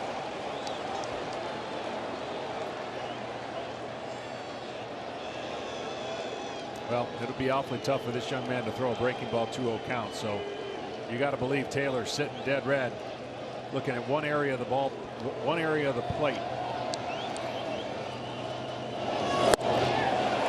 2-0. He was sitting dead red. Toussaint threw a nice fastball away. Violent swing. Just seems like.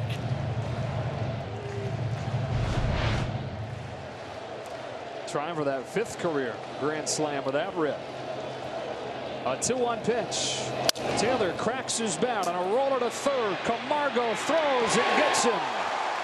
And the Braves get out of the inning with the game still tied at 5.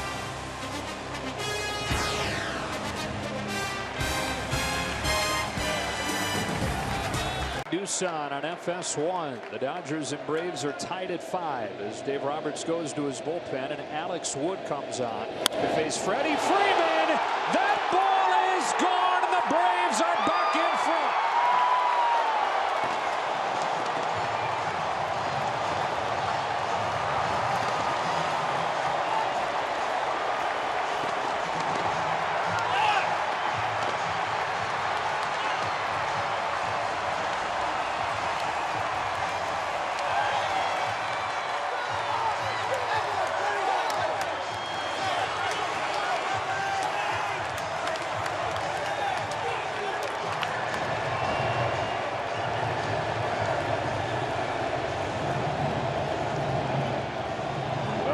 Teammates, Freddie went up there looking at one pitch and one pitch only, and he got it.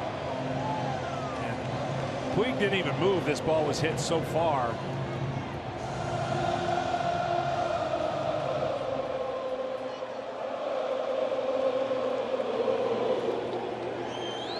Now Markakis takes a strike. Before Alex Wood can even gather his bearings, pitching against his old team, Freeman ambushes the first pitch and gives the Braves the lead again.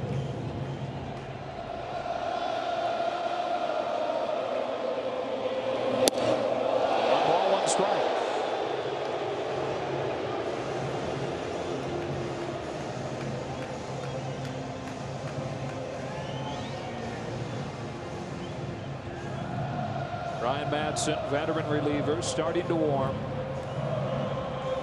It's Alex Wood, the converted starter. Moved into the bullpen in early September. It's a rude greeting from Freeman.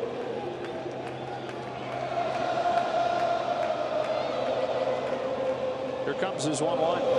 Markakis with a late swing and a miss, strike 2. Well, Alex is, since he came over from the Braves, has really been pretty good for the Dodgers, especially last year out of the rotation. Funky mechanics, but he repeats it.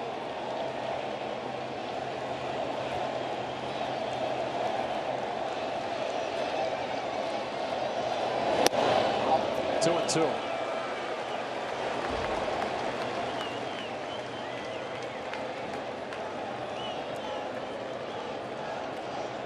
For the Braves, not just their first run since the second, their first base runner since Acuna cleared the bases with a grand slam that made it 5-0. Dodgers then scored 5 straight before Freeman broke the tie here in the 6th. The best buddies over there, Acuna and Albies, something to smile about again.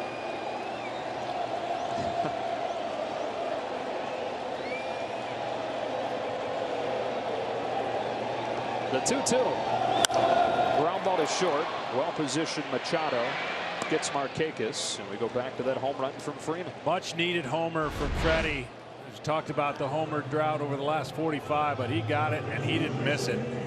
He has that unique follow through, almost kind of sawed off finish, and nobody had to move in right field except for the people in the stands trying to catch it. Dave Roberts going to make a change. Alex Wood leaves the ball game with the Braves in front.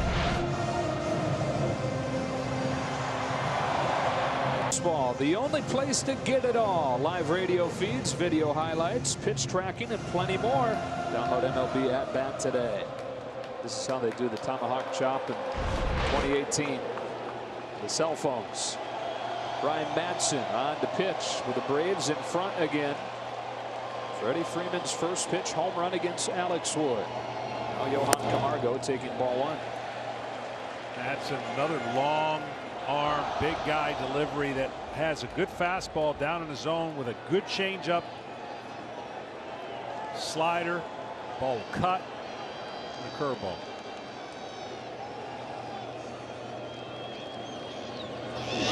That's the signature pitch, changeup.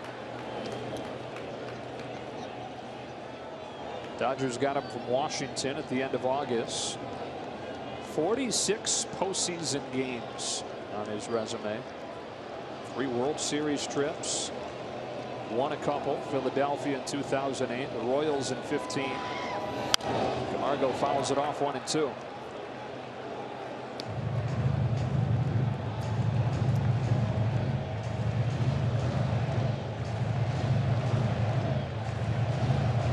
Mariano Rivera has struck out more hitters among relief pitchers in postseason history.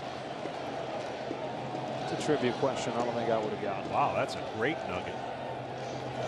Can add one to that list as he uses his signature pitch to get Camargo.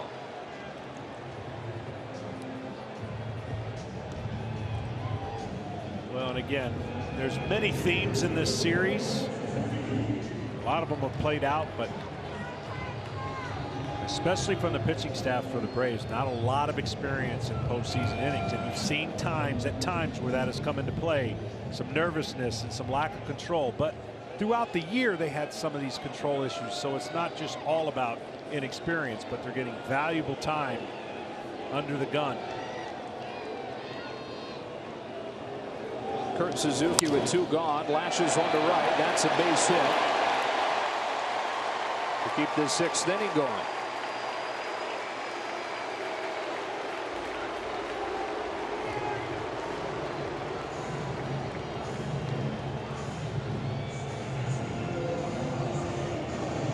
And now here's Albies.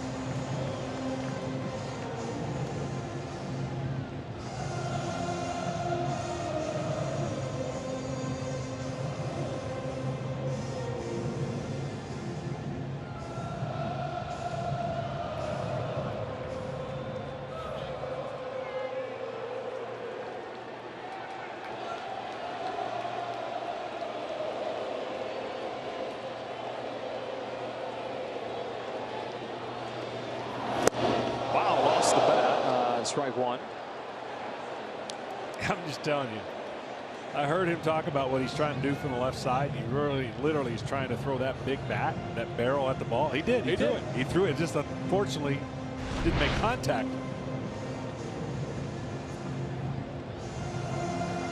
It's the largest bat that any Braves hitter uses. It's tied with Lucas Duda, who's a big fella. Ozzie not a big guy.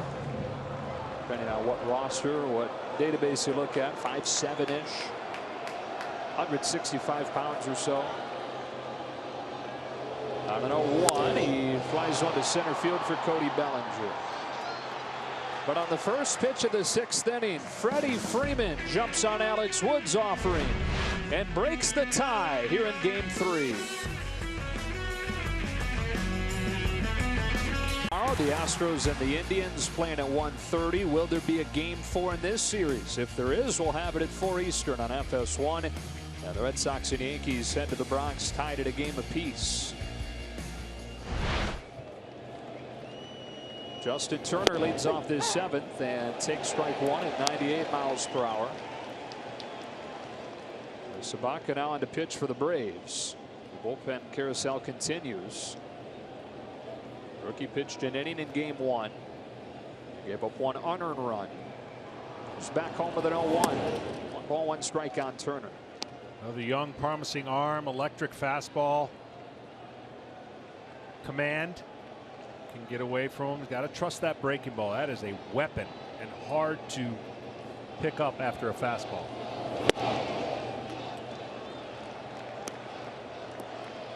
Well, you talk about trusting him. If you're Brian Snitker, bringing him on for 2, 3, and 4 in the Dodger order. Turner, Muncy, and Machado. The 2-1. Turner hits a fly ball to center field. Inciarte started on. Now goes back with room for out number 1.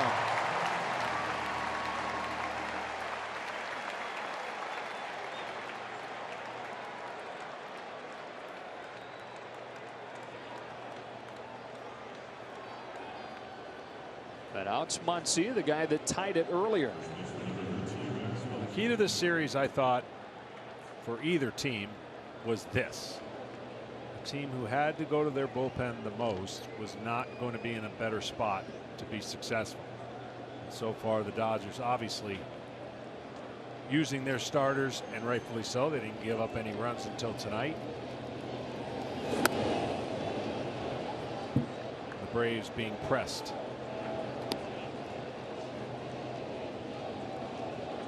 Bullpen for Atlanta, which was their biggest issue down the stretch this season. One of the worst in baseball over the final month. It's actually been pretty darn good. Once he fouls it, 1-1.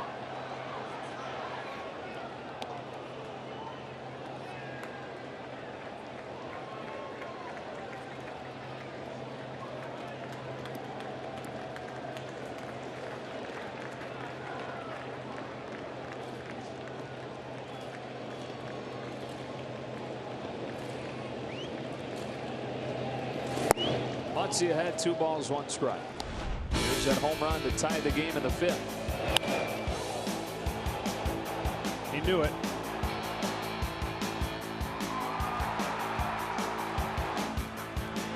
Hit against the left-handed Fried. Now facing the righty Sabatka, taking ball 3. Guy that considered retirement a year and a half ago after the A's released him. Thought he'd go back to Baylor and finish his business degree. He's about 10 degrees short of that. He knew that if he ever got another chance to get back to the majors, he'd promise himself to enjoy it more. Rips a ground ball, but right at Ozzie Albies. Muncy's the first of the second out here in the 7th. The Dodgers are a bad example for these young pitchers who have great stuff that most of the time hitters are going to swing at it, because there isn't as many teams as disciplined as the Dodgers. So when you see them, when you're out on the mound and you see a guy lay off a real good secondary pitch, you're like, you're confused, and you just have to find a way to be able to pound strikes and then use that weapon that you have, but the Dodgers just do a good job of being patient, making the pitcher come to you. Tonight they've drawn 7 walks. Machado has one of those. 0 for 2.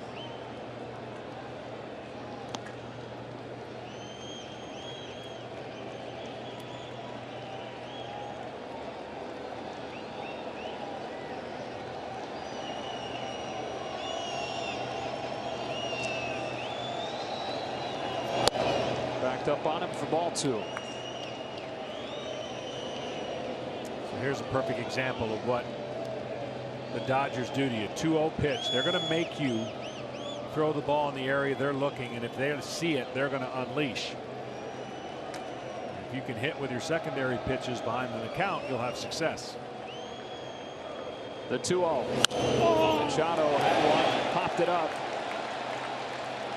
Left side of the infield, Camargo to finish the inning, sending us to the stretch in Atlanta. Play of the game presented by Hankook Tire. On the first pitch, the 6th inning, Freddie Freeman attacks Alex Wood and put the Braves ahead 6-5 as they try to extend this series to Monday afternoon. To the bottom of the 7th we go in a 6-5 game. The NLDS on FS1 is presented by Doosan, official partner of Major League Baseball, and is sponsored by Hankook Tire. Chase down your passion, never halfway. Now by T-Mobile, whether you're home or away, T-Mobile has you covered. You can't beat the freeze. Cannot. Everyone tries. It's happened a handful of times, though. Yeah, that's because the leads were too big. Right. Couldn't keep up.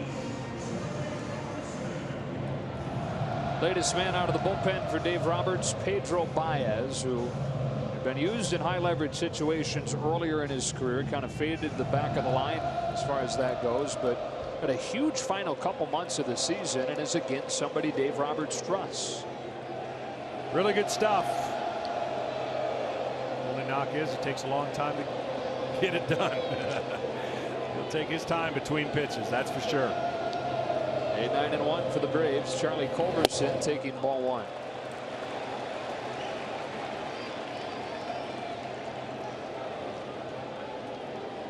Yeah, for broadcasters, when he gets in, that's when, if you've got a lot of stuff you want to get in, story time. This is the time. You want to get it in, tell your stories, and he will cooperate. He'll let you get him in. Well, let me open up my notes and see what we got. 1-1 on Culberson.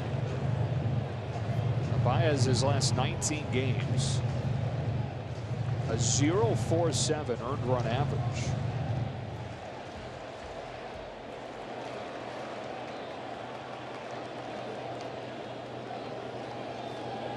Delivers the 1-1 to Charlie Culberson.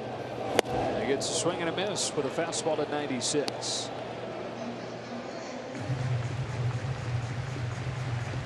Lucas Duda in the on deck circle.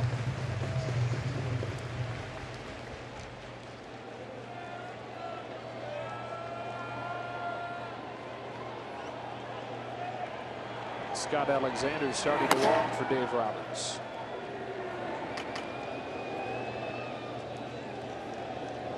The 1-2. The Braves ideally would like to finish this game with Minters and Vizcaino. Minters has not been able to check in yet. He's warming up in the bullpen, and that would be the formula for Brian Snitker and the Braves to extend this to a game 4.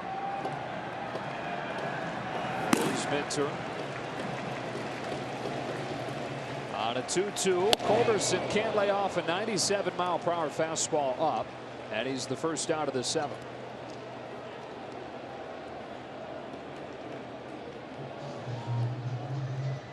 So the Braves with a 6-5 lead. This game has gone back and forth. They had the 5-0 lead after the grand slam from Acuna. The Dodgers come back and tie it. And then Freddie Freeman, the guy they've built this whole thing around, is the one that has the big swing at this point. Yeah, it's been a strange game. There hasn't been a lot of hits, but it's been a lot of action, a lot of walks, a couple big hits, and this has been a series where the home run has been dominated by the Dodgers, but the home runs today by the Braves are giving them life and hope that they could play another game. And he figured it was only a matter of time for the Braves before they found it, but the problem is they almost run out of time. A short series. Lucas Duda pinch hitting.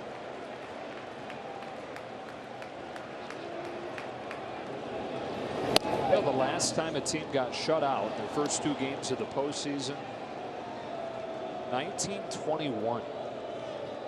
Really? Yeah, 1921. Until the Braves were shut out by Ryu and Kershaw.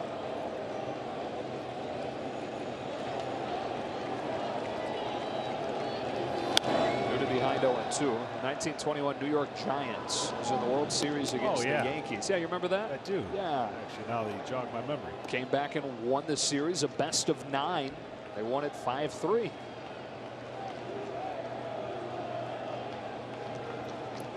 Shift down for the left-handed batting Duda. Acquired at the deadline. Kansas City.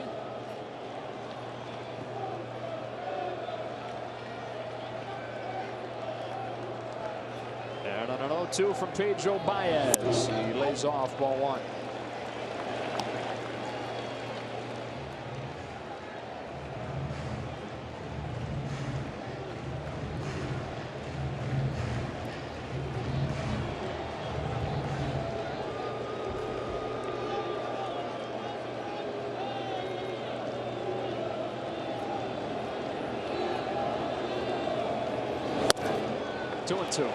Just tell from the very beginning this crowd has been engaged early, and then the Dodgers took them out of it a little bit when they tied the game up, but then Freddie Freeman's home run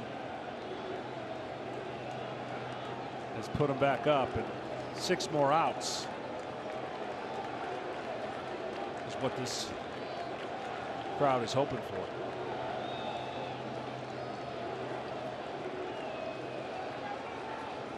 2 balls and 2 strikes, and Duda swings and misses at a changeup from Baez.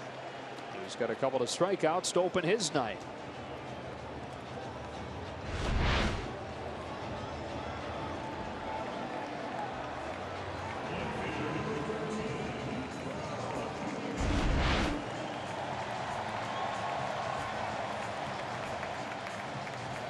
.65 Braves, 7th inning, and here's Acuna.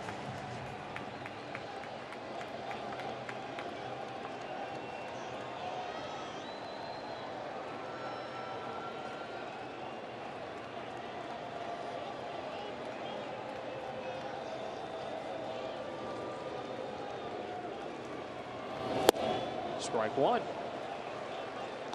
Acuna, kind of a snapshot of the season tonight.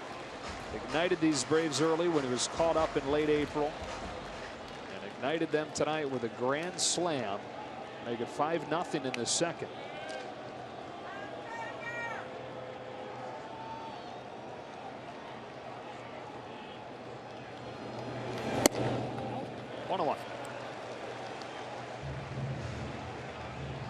Strange year for the Atlanta Braves in the sense that the road was better to them than home. You never know how that's going to play out with young team and young players, but played much better on the road this year, and certainly didn't show much of that in the first 2 games in LA.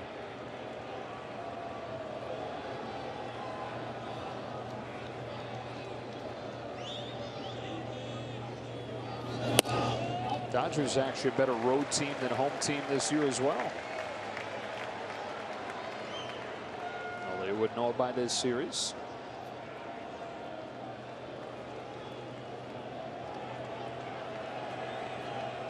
On game 1, 6-0. Game 2, 3-0. But in a fight here in game 3, down 6-5 in the 7th. On a 2-1 pitch, Acuna looks at ball 3.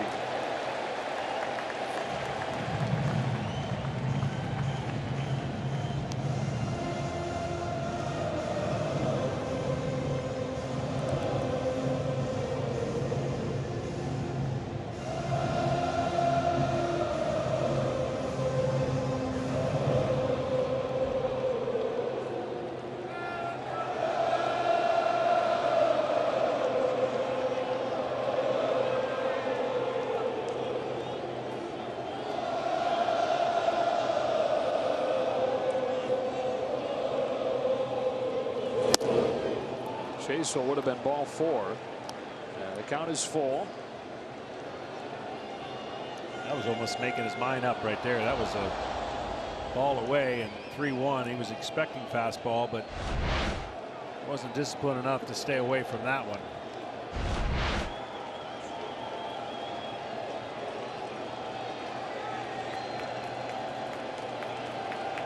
So now payoff. Grandal wants it up. Baez gets it there, but Acuna takes it and extends the inning with a walk. So now it's almost a must-go situation for Acuna on first base. You try to steal a base, steal a run. See if, already talked about earlier in the season, you don't see any pitch outs, so you don't have to worry about that as a weapon. You just have to get a good jump and go on the first movement. Baez, which I don't think is really quick to home plate. Not a whole lot with Pedro is.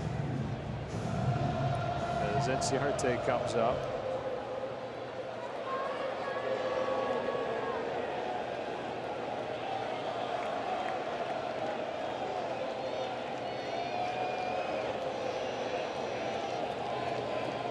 Shuffles off to a pretty good lead.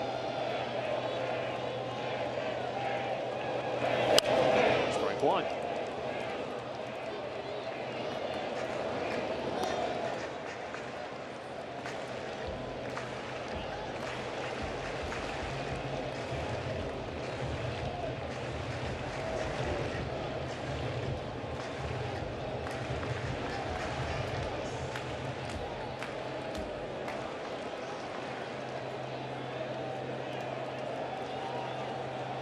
Even better lead this time. There have been 6 stolen base attempts against Pedro Baez this year, all of them successful.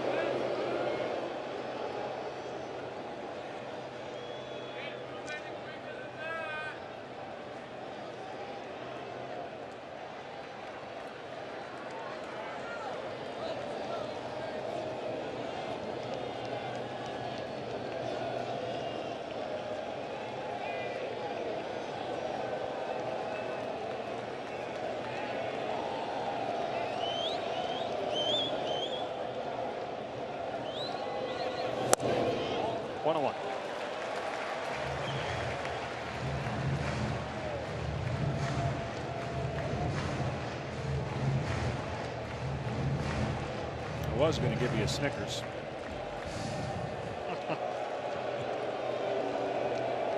I'll take one. You got one in your bag over there?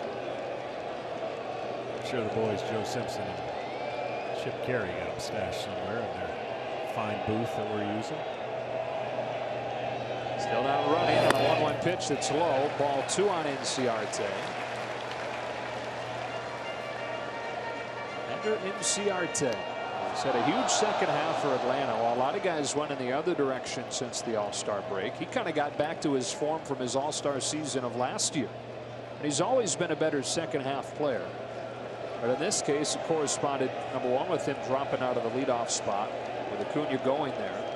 Number 2, really long day of work in Washington in the first weekend of the second half, where he changed a few things mechanically and with his approach.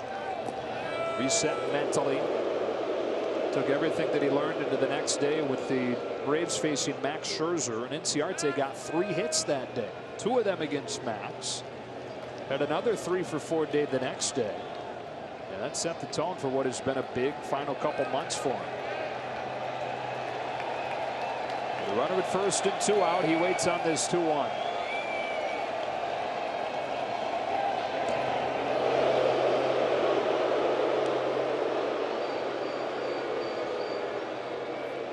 Saying 100% he goes right here.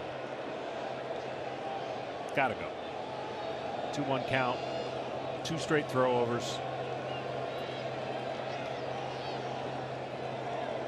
Lead's been getting a little bit bigger each time. Inching off even farther. Not running. 2-2.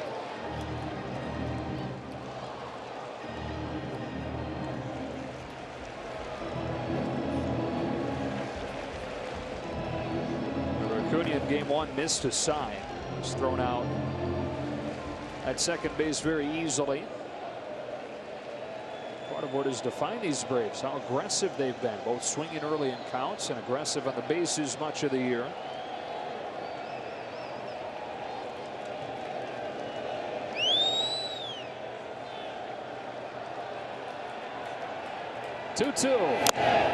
Baez winds up getting 3 strikeouts and a scoreless 7. To the 8th we go in game 3, 6-5 Atlanta. And you can help every time you tweet hashtag HR4HR. T-Mobile will donate another $1 to Team Rubicon. Braves in front 6-5 to the 8th inning. A.J. Minter on to pitch. And it's Brian Dozier pinch hitting for the Dodgers, taking ball 1. A.J. Minter has done a nice job. He's come up with a little bit more of a changeup usage. Throws everything hard there for a while. Fastball, cutter. I think he's a left-handed Kimbrel. You put a mirror on him. Dozier yanks a leadoff hit to left. It has been a rough go of it. Brian Dozier's 2 months in a Dodger uniform. But a big hit here to open the 8th in a 1-run game. Well, that fed into Dozier's strength. Minter likes to throw the ball in. Dozier likes the ball in.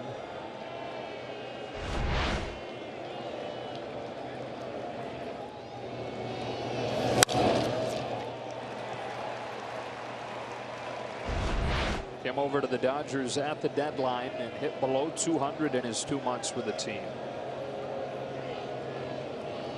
Tying run aboard. Cody Bellinger to the plate.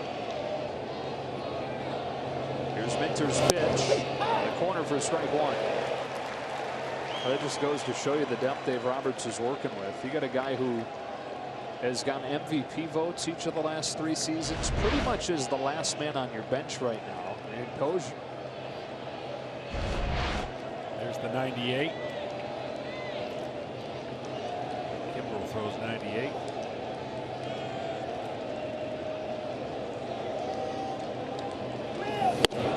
Again, this one is center cut, but you get away with it when it's buzzing in there like that. 0-2.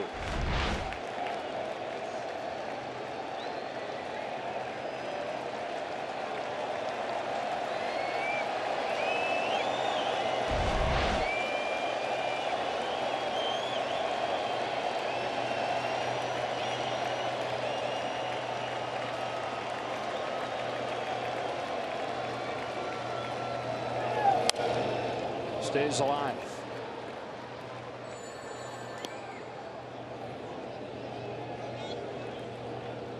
Bellinger 0 for 3 in this game and 0 for 8 in this series. After his nightmarish postseason as a rookie. 6-5 Atlanta in the 8th.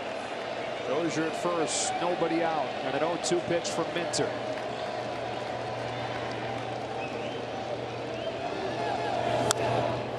Does well to stay alive again. That was nasty there. That's the difference really in the maturity of Bellinger.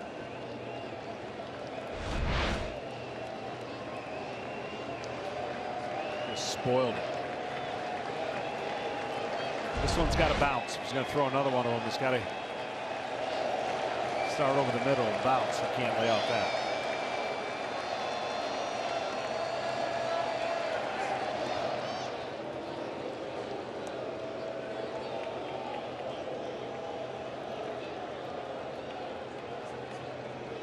Minter in his first full major league season.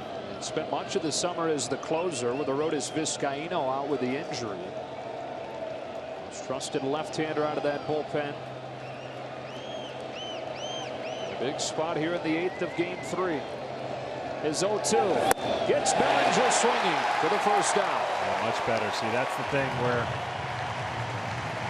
Bellinger was at a disadvantage in the 0-2 count, and anywhere close to the plate and down, he's going to have a hard time reaching it. As tall as he is, as far as he's got to go down.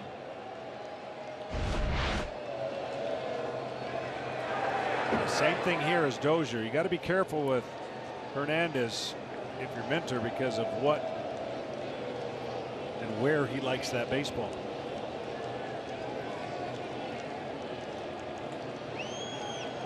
One on, one out, and a one-run game. Coming inside with it. Well, he found the zone, missed his spot, but found the zone. Strike one. Where does Hernandez want it? Well, I think that's where you got to go. They're setting up inside. He wants it middle in. He likes, just much like Taylor, to be able to do damage and get the ball in the air. Now, if you totally jam him and take the bat out of his hands, that's a different thing. But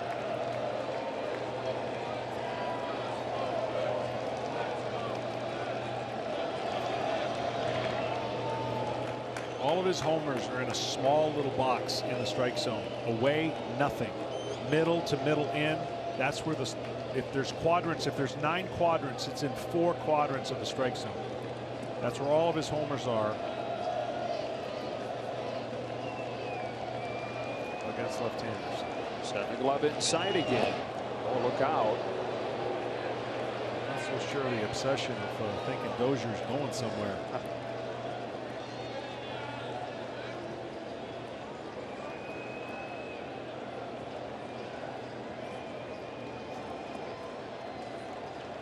Represents a tying run here in the 8th inning. As Minter sets. This time he comes home and misses badly. 1 ball, 1 strike. Both times they've set the target inside, but pitch has gone to the outer part. Yeah, the only downside that I see for Minter is he hasn't pitched in a long time, right? And so the tendency is you're going to be fresh. Location may suffer, but you hope to beat the hitters with your fresh 98-mile-an-hour fastball.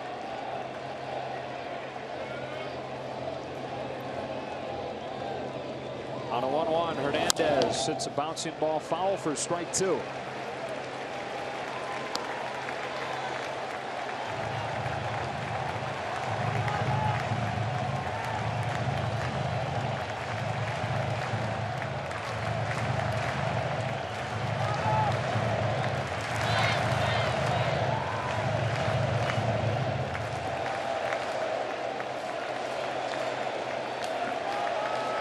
Man who had 3 home runs in the clinching game of the NLCS last year. Kike Hernandez waiting on a 1-2 pitch and taking ball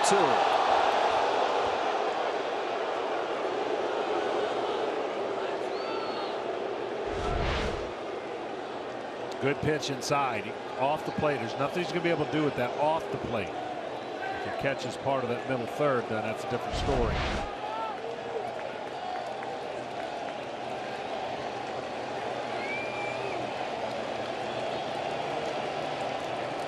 The 2-2. Hernandez flies one to center field. Inciarte has room.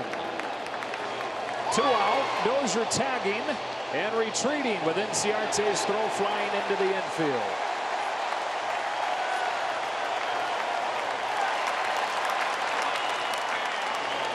I'm telling you, that little extra bit of velocity is what helped here, because that pitch caught too much of the plate and Hernandez had a real good swing.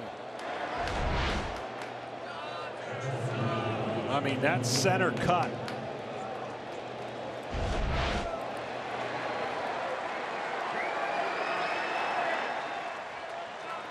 Minter trying to bridge it to Vizcaíno. Yasmani Grandal, weaker side of the plate for the switch hitter.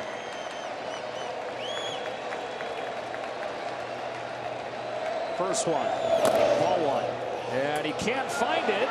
Dozier safe at second, and the tying run in scoring position. I'm just telling you right now, there's not a lot of players that would have been on second base on that. That is just tremendous reaction, and knowing the circumstances. This ball doesn't get away but a foot. And a great play trying to close it up with the arm, but Dozier, that is first reaction move, and that is thinking about the game and about what ifs scenarios. They held on for dear life. All that momentum taking him by the bag. Grandal with a chance to tie it with a base hit. Here comes a 1-0. Ball 2. Some good arms in the outfield. Acuna in left. A couple Gold Glovers in center and right, and Inciarte and Markakis. Markakis not quite what he once was, but he can still throw it. Puig waiting on deck.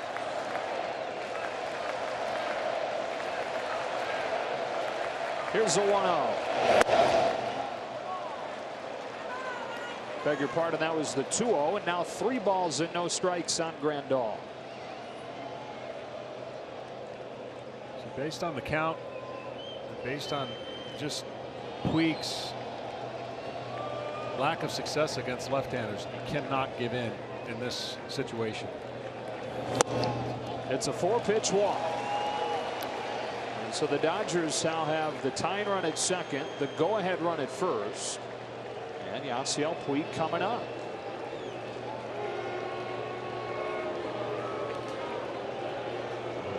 "19 homers on the year off of right-handed pitching for Puig, .297.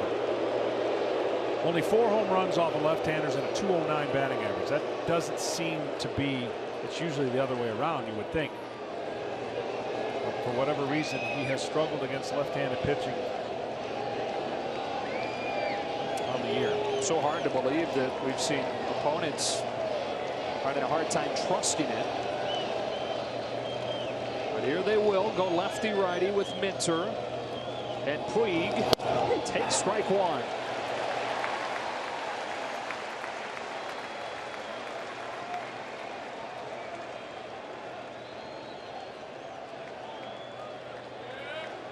Puig has struggled with fastballs against left-handers. The only pitch against left-handers he's had success has been a slider.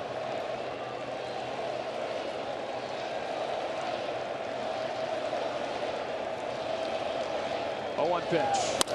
A bouncing ball towards the middle. Culberson gets there and throws him out to end the inning. To the bottom of the 8th in Atlanta. The Braves by a run, trying to force Game 4.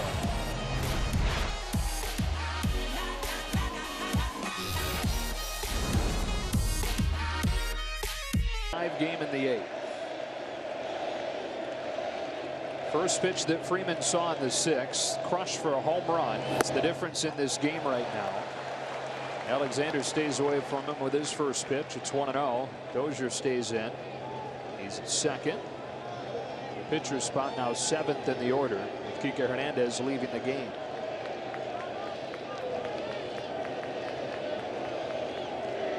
Here's a 1-0. Ball 2. Well, Freddie Freeman was on the receiving end of a home run, but he was also on the receiving end of Chipper Jones throwing out the first pitch. And I might say a strike. Way better than I could have ever even thought about doing. Of course, Chipper going to the Hall of Fame, and Freddie has responded with a homer. Ahead here, 2-0. Cracks one on the ground, and a bounce. It's Turner. Freeman the first down of the 8th. Let's go down to Tom Verducci. Well, how about this game that Brian Snitker has managed? When you're facing elimination, this is how you manage a game. Like taking a wet sponge and wringing every last drop out of it. He's already used 8 players in the number 9 spot in the batting order, and he's not done yet. Now think about his path to this game, guys. 42 years with the Atlanta Braves, 28 of those in the minor leagues, starting out as a backup catcher in the minors. That's right, backup catcher in the minors. And after 4 years, none other than Hank Aaron told him, well, we think you can be a better coach than you are as a player. Stayed in the system all of these years. There's a ton of Brian Snitker stories. It could make for a Hollywood movie. My favorite one actually does involve Hollywood. In 1987, he managed the Durham Bulls in AAA. At the end of that season, that's when and where they filmed the movie Bull Durham. Remember Crash Davis, the veteran catcher in the minors? The glove he used in that movie belonged to Brian Snitker. It's awesome. Here's Nick Markakis punching one to third, caught by Turner, 2 out. And Brian always dreamt of managing in the majors, but it said that he kind of gave up on that dream when he was passed over for Freddie Gonzalez in 2011. At that point, Snitker was 55 years old. Started 2016 as the manager in AAA. Was caught completely off guard, completely by surprise when he got the call to take over in May after the Braves started that season 9-28 and let Freddie Gonzalez go. He thought at first they were asking him if he wanted to come up and be the bench coach, and they said no. Look, we're talking come up and manage the Atlanta Braves. That was in an interim role. First an interim, then looked at as a placeholder, and now make an argument for him as National League Manager of the Year. Here's Camargo, and Turner with another hot shot that he spears at third. All right, on to the ninth in Atlanta. The Braves with a 6-5 lead, but the top of the order coming up for the Dodgers. Fasten those seatbelts. Electric stuff. Good fastball. Slider's the key for me. When he gets that over, he's doubly tough. And he'll have his work cut out for him. Or the pinch hitter, and Jock Peterson. Pinch hitting for Chris Taylor, then Turner, then Muncy. That is ball one. Vizcaino missed much of the season with a shoulder injury. Came back in mid-September. Was only okay over the final couple weeks, but enough confidence and enough of a lack of other options where he still is the man that they turn to in the ninth. On a 1-0 pitch, Peterson watches a fastball catch the corner, 1-1.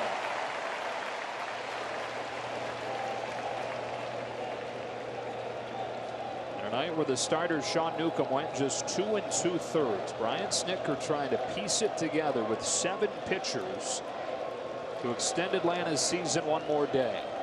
That's a swing and a miss and strike 2.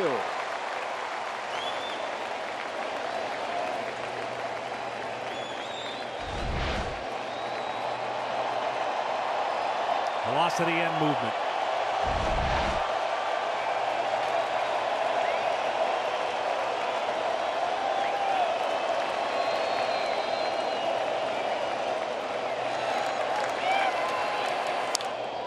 Peterson able to stay alive, fouling off 98.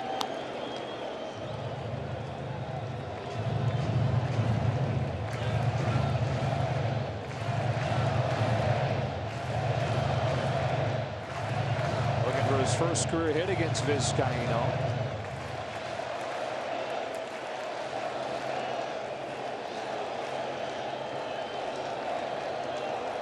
Another 1-2. Checks his swing, ball 2. That's how nasty that pitch can be. Started him off with it, almost hit him. And threw some good fastballs, and there you can see the temptation. As a hitter trying to get ready for 98, you never want to get beat with the fastball, so you think you're going to go and get it. And then the breaking ball just under the barrel. 2-2.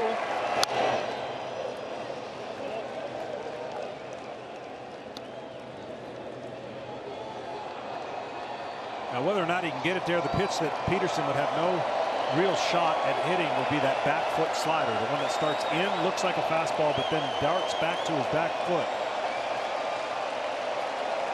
It's also the same pitch that Foltynewicz hit him with 2 outs that started that 2-out rally. So he's on top of the plate, fine line of error.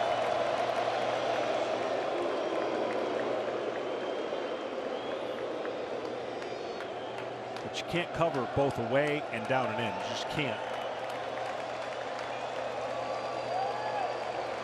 The 7th pitch is ball 3, and Peterson has worked the count full. Some big hits in his short postseason track record. 3 home runs in the World Series last year. Started this series with a home run. Had a huge home run in Game 5 of the Division Series a couple years ago against Washington as well. So impressed with Peterson last postseason and the adjustments he made. Pops it up left side. That'll get out of play, and there will be another 9 pitches in this at bat to Jock Peterson. And he has a unique approach where he's opening up his front side And when he's good, he keeps his hands back and still covers, but he's really opening up trying to get to the fastball. That's why if anything spins over the middle of the plate, there's no way, based on what he's trying to do, that he could keep from swinging it.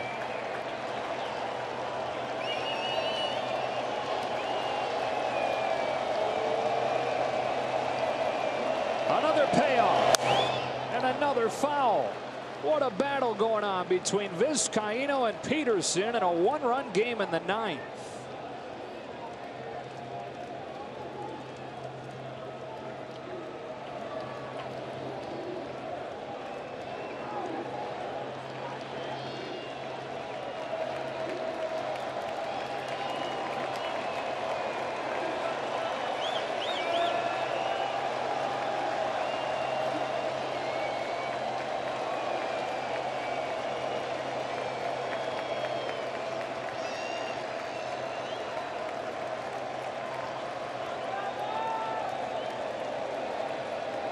Pitch number 10. Ripped to right. That's going to get down and up against the wall for Peterson. Holds on with a long single as Markakis corrals it quickly and guns it into second. Just like when we talked about with Max Fried, the more curveballs that Muncy saw, the better he was able to time it. It's the same situation here with Peterson. The more fastballs he saw, the better he was going to be. He hit it so hard that it came right back and prevented him from reaching second base.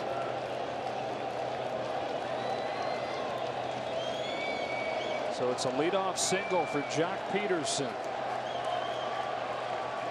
Now the Dodgers' best clutch hitter, Justin Turner, representing the go-ahead run, taking ball one from Vizcaíno. And the same for Dozier when he was at first. For Peterson, he's got to look at the slider in the dirt. Be prepared to advance a base if the ball gets away at all from Suzuki. The 1-0. Caught the corner, 1-1.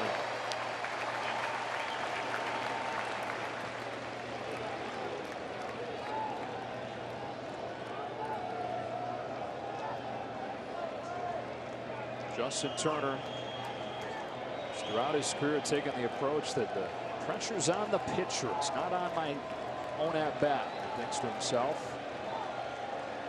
Here on a 1-1 pitch. He went around and he's behind 1-2.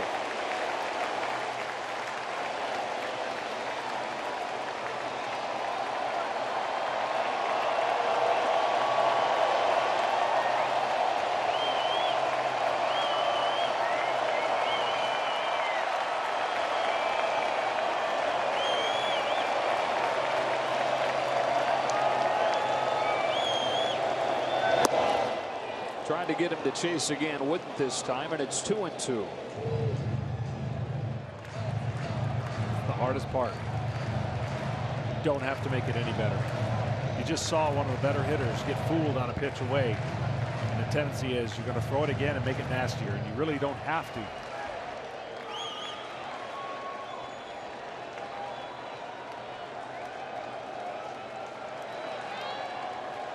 Tying run at first. Go ahead run at the plate. 2-2 pitch. Turner fouls it off and stays alive. Somehow with 97 bearing in on his knuckles.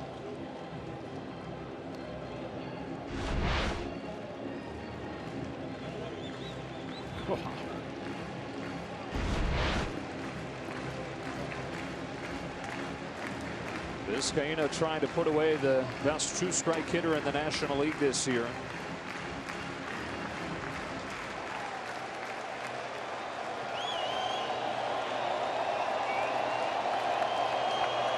Set for another 2-2. Turner takes ball 3.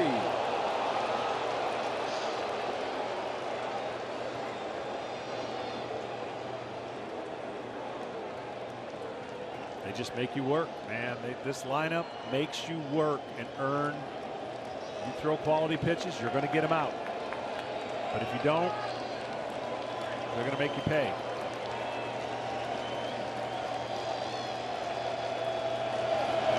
He takes ball 4 after falling behind in the count. Turner walks, 2 on with nobody out, and Max Muncy coming to the plate.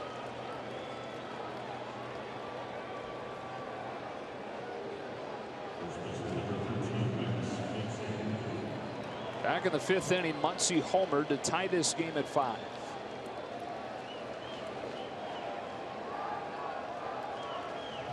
And Kurt Suzuki heading out for what is Atlanta's 6th and final mound visit. Chuck Fernandez is going to take full advantage of the last one to communicate something as well. Normally, in these situations, when you're down first and second, I'd be shocked if Muncy turns around to bunt. Yeah. So you won't be talking too much bunt strategy here. You're talking about how to get him out.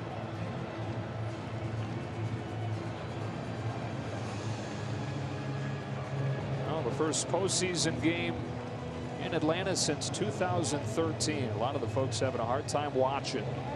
They had a 5-0 lead. Looked like they were going to cruise their way to forcing game 4. Dodgers stormed back to tie it before Freddie Freeman broke that tie with a home run starting the 6th. Now 2 on, nobody out, and the 3-hitter Muncy stands in against Vizcaino. 11 2-strike pitches in this inning. They haven't got it out yet. First one to Muncy. This is outside, 1-0.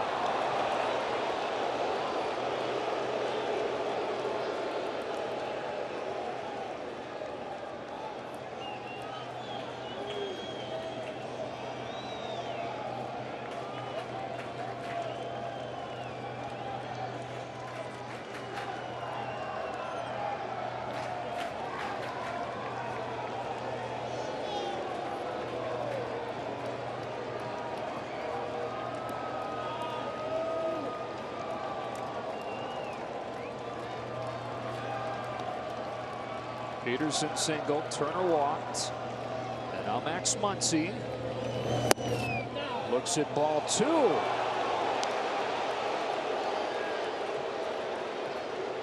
Not missing by much, but Muncy doesn't even care if the ball's over there. It's almost like his radar says, I'm going to stay middle of the plate in, and you're going to have to paint a way to get me out. That's not my strength. It's not going to expose that part of the zone. Takes tremendous. In that first game, he saw 14 pitches, swung at 2, and hit a 3-run homer. On this 2-0, Muncy watches ball 3. And again, the Braves are out of mound visits. If they make another, they've got to change pitchers. If it happened to get into extra innings, they would be granted an additional mound visit. Right now, they hope to not have to worry about that.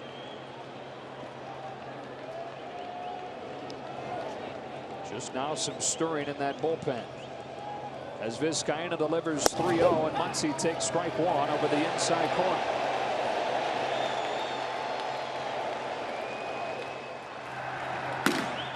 Brad Brock.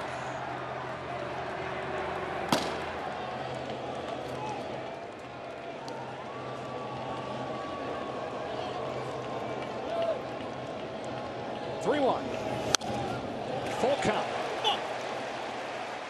By the way, that's not a good feeling when you're a reliever trying to get ready as fast as humanly possible. Just firing bullets one after another.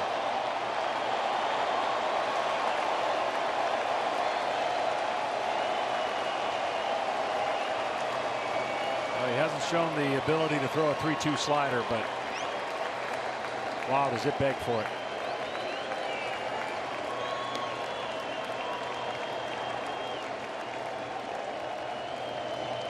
Here comes. Got him swinging with a fastball. That's a great job right there. Coming back on one of the best hitters at zoning in on fastballs. Muncy shaking his head as he walks back. 3-0 count. This guy just says, you know what? Pour it right there with a little tail on the outside part.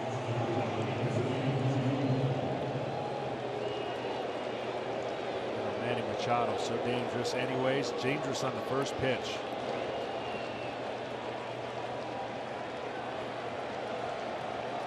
One out, ninth inning. Dodgers with a 2-0 series advantage in this best of 5. Braves 2 outs away from forcing game 4.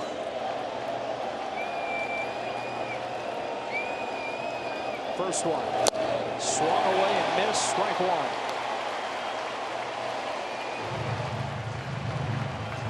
Manny Machado, the prize pickup across baseball at the trade deadline this year. Yeah, the Dodgers knew that they needed to go grab if they wanted to make another run to the World Series, if they wanted a shot at winning their first in 30 years. With a game on the line here in game 3. He swings and misses and falls behind 0-2. 2 perfectly located fastballs.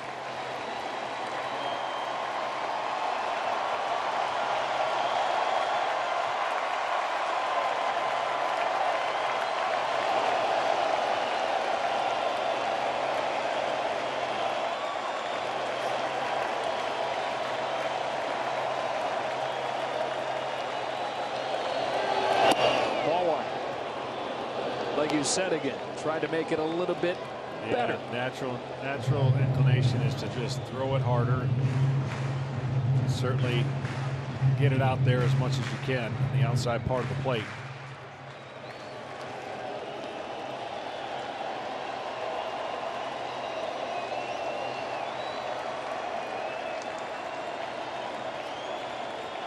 Jock Peterson representing the tying run after his leadoff single. He's at second. Turner at first. And the 1-2 pitch. He chased and gets to the backstop. The runners advance, but Machado's out number 2. I'm telling you, you guys have no idea at home how nasty this pitch is. To see somebody like Machado swing at it that far away tells you the break, and even Suzuki could not catch it. So now that puts a lot of pressure on Suzuki and Vizcaino to throw that pitch. It's going to take a lot of trust.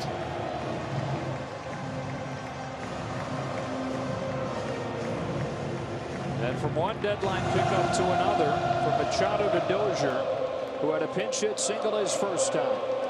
The Dodgers down to their final out with Peterson at third and Turner at second.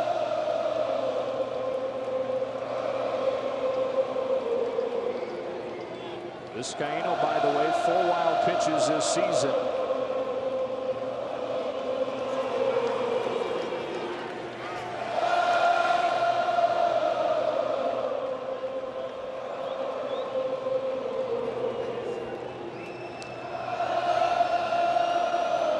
Here we go.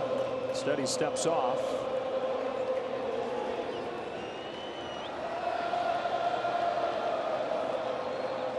Hitting a walk to start the inning. Vizcaino's come back to get back-to-back strikeouts. We're at a stare down now.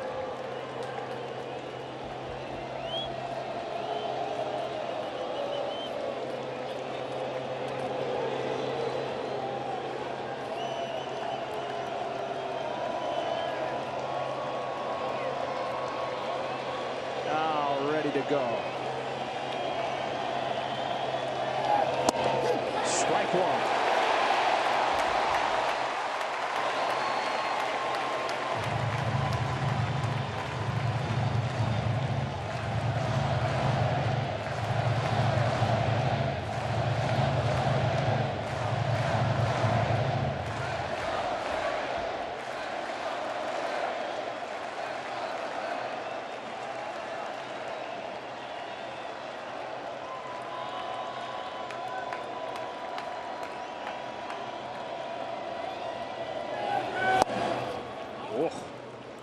One ball, one strike. 97 with so much movement. Suzuki had a hard time stopping him.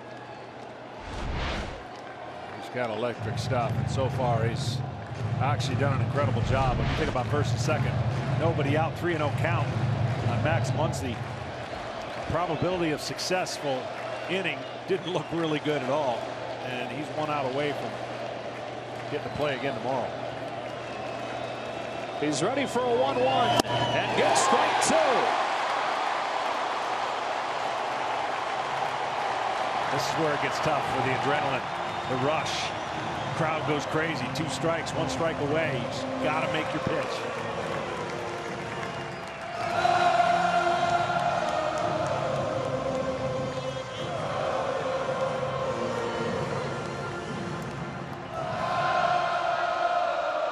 Dozier and the Dodgers down to their last strike here in Game 3.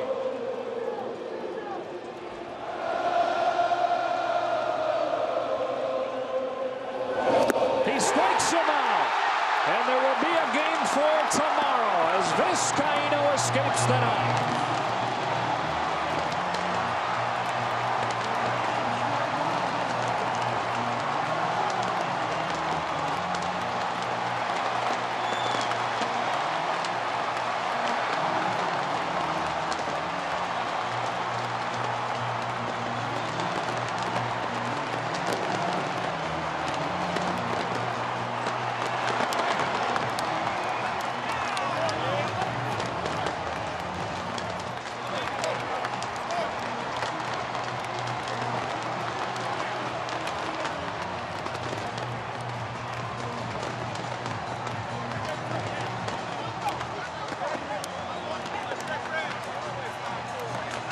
So 6-5 Atlanta in a game that they led 5-0. Saw that disappear with the Dodgers storming back to tie it.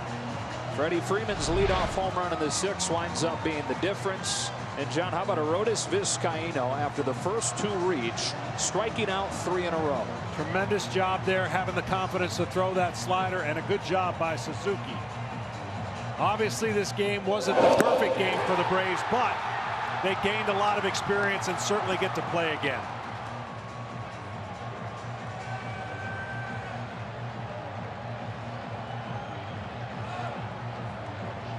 So Game 4 tomorrow. Decisions for the Braves on who will be the starting pitcher for that game.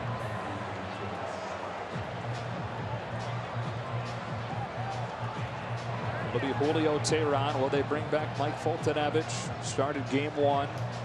Plenty to learn. For now, we go down to Tom Verducci. Thanks, Joe. Freddie Freeman, 9th inning, the tying and go-ahead runs on base, and Arodys Vizcaino pitches out of it. How long did that inning seem? It seemed like a while. My heart's still pounding. That's what it's all about right there. This is what you work for to get a chance to win a ball game. We got that chance, and we'll see you guys tomorrow. This is a young team tonight playing really for its playoff life. You blow a 5-run lead and win the game. What was said? How did you withstand the Los Angeles comeback? That's how we've been all year. Really have. It's been incredible the way we've come back. Even though we had a 5-run lead and lost it, we knew we still had a chance to win this game. I was able to get a pitch up and get it over into the seats. And for you, I know you always love to hit first pitches. Against Alex Wood, specifically your former teammate, what are you looking for? He struck me out a few days ago on the slider, so I thought he'd go to his out pitch with the tie ball game, so I was kind of sitting slider, and I got one up. Game 4 tomorrow. There isn't tomorrow. We don't know who's pitching, but how do you like your chances after the big win tonight? I like our chances. We got a uniform on, so we know we got a chance. We're going to come out here and give it all again. Thanks, Freddie. Thank you. Back to you. All right, Tom. Dramatic one tonight. The Braves 6, the Dodgers 5, and at 4:30 Eastern tomorrow, it will be Game 4 between the Dodgers and the Braves here in the NLDS. Right now, we get you to Los Angeles for more postseason coverage.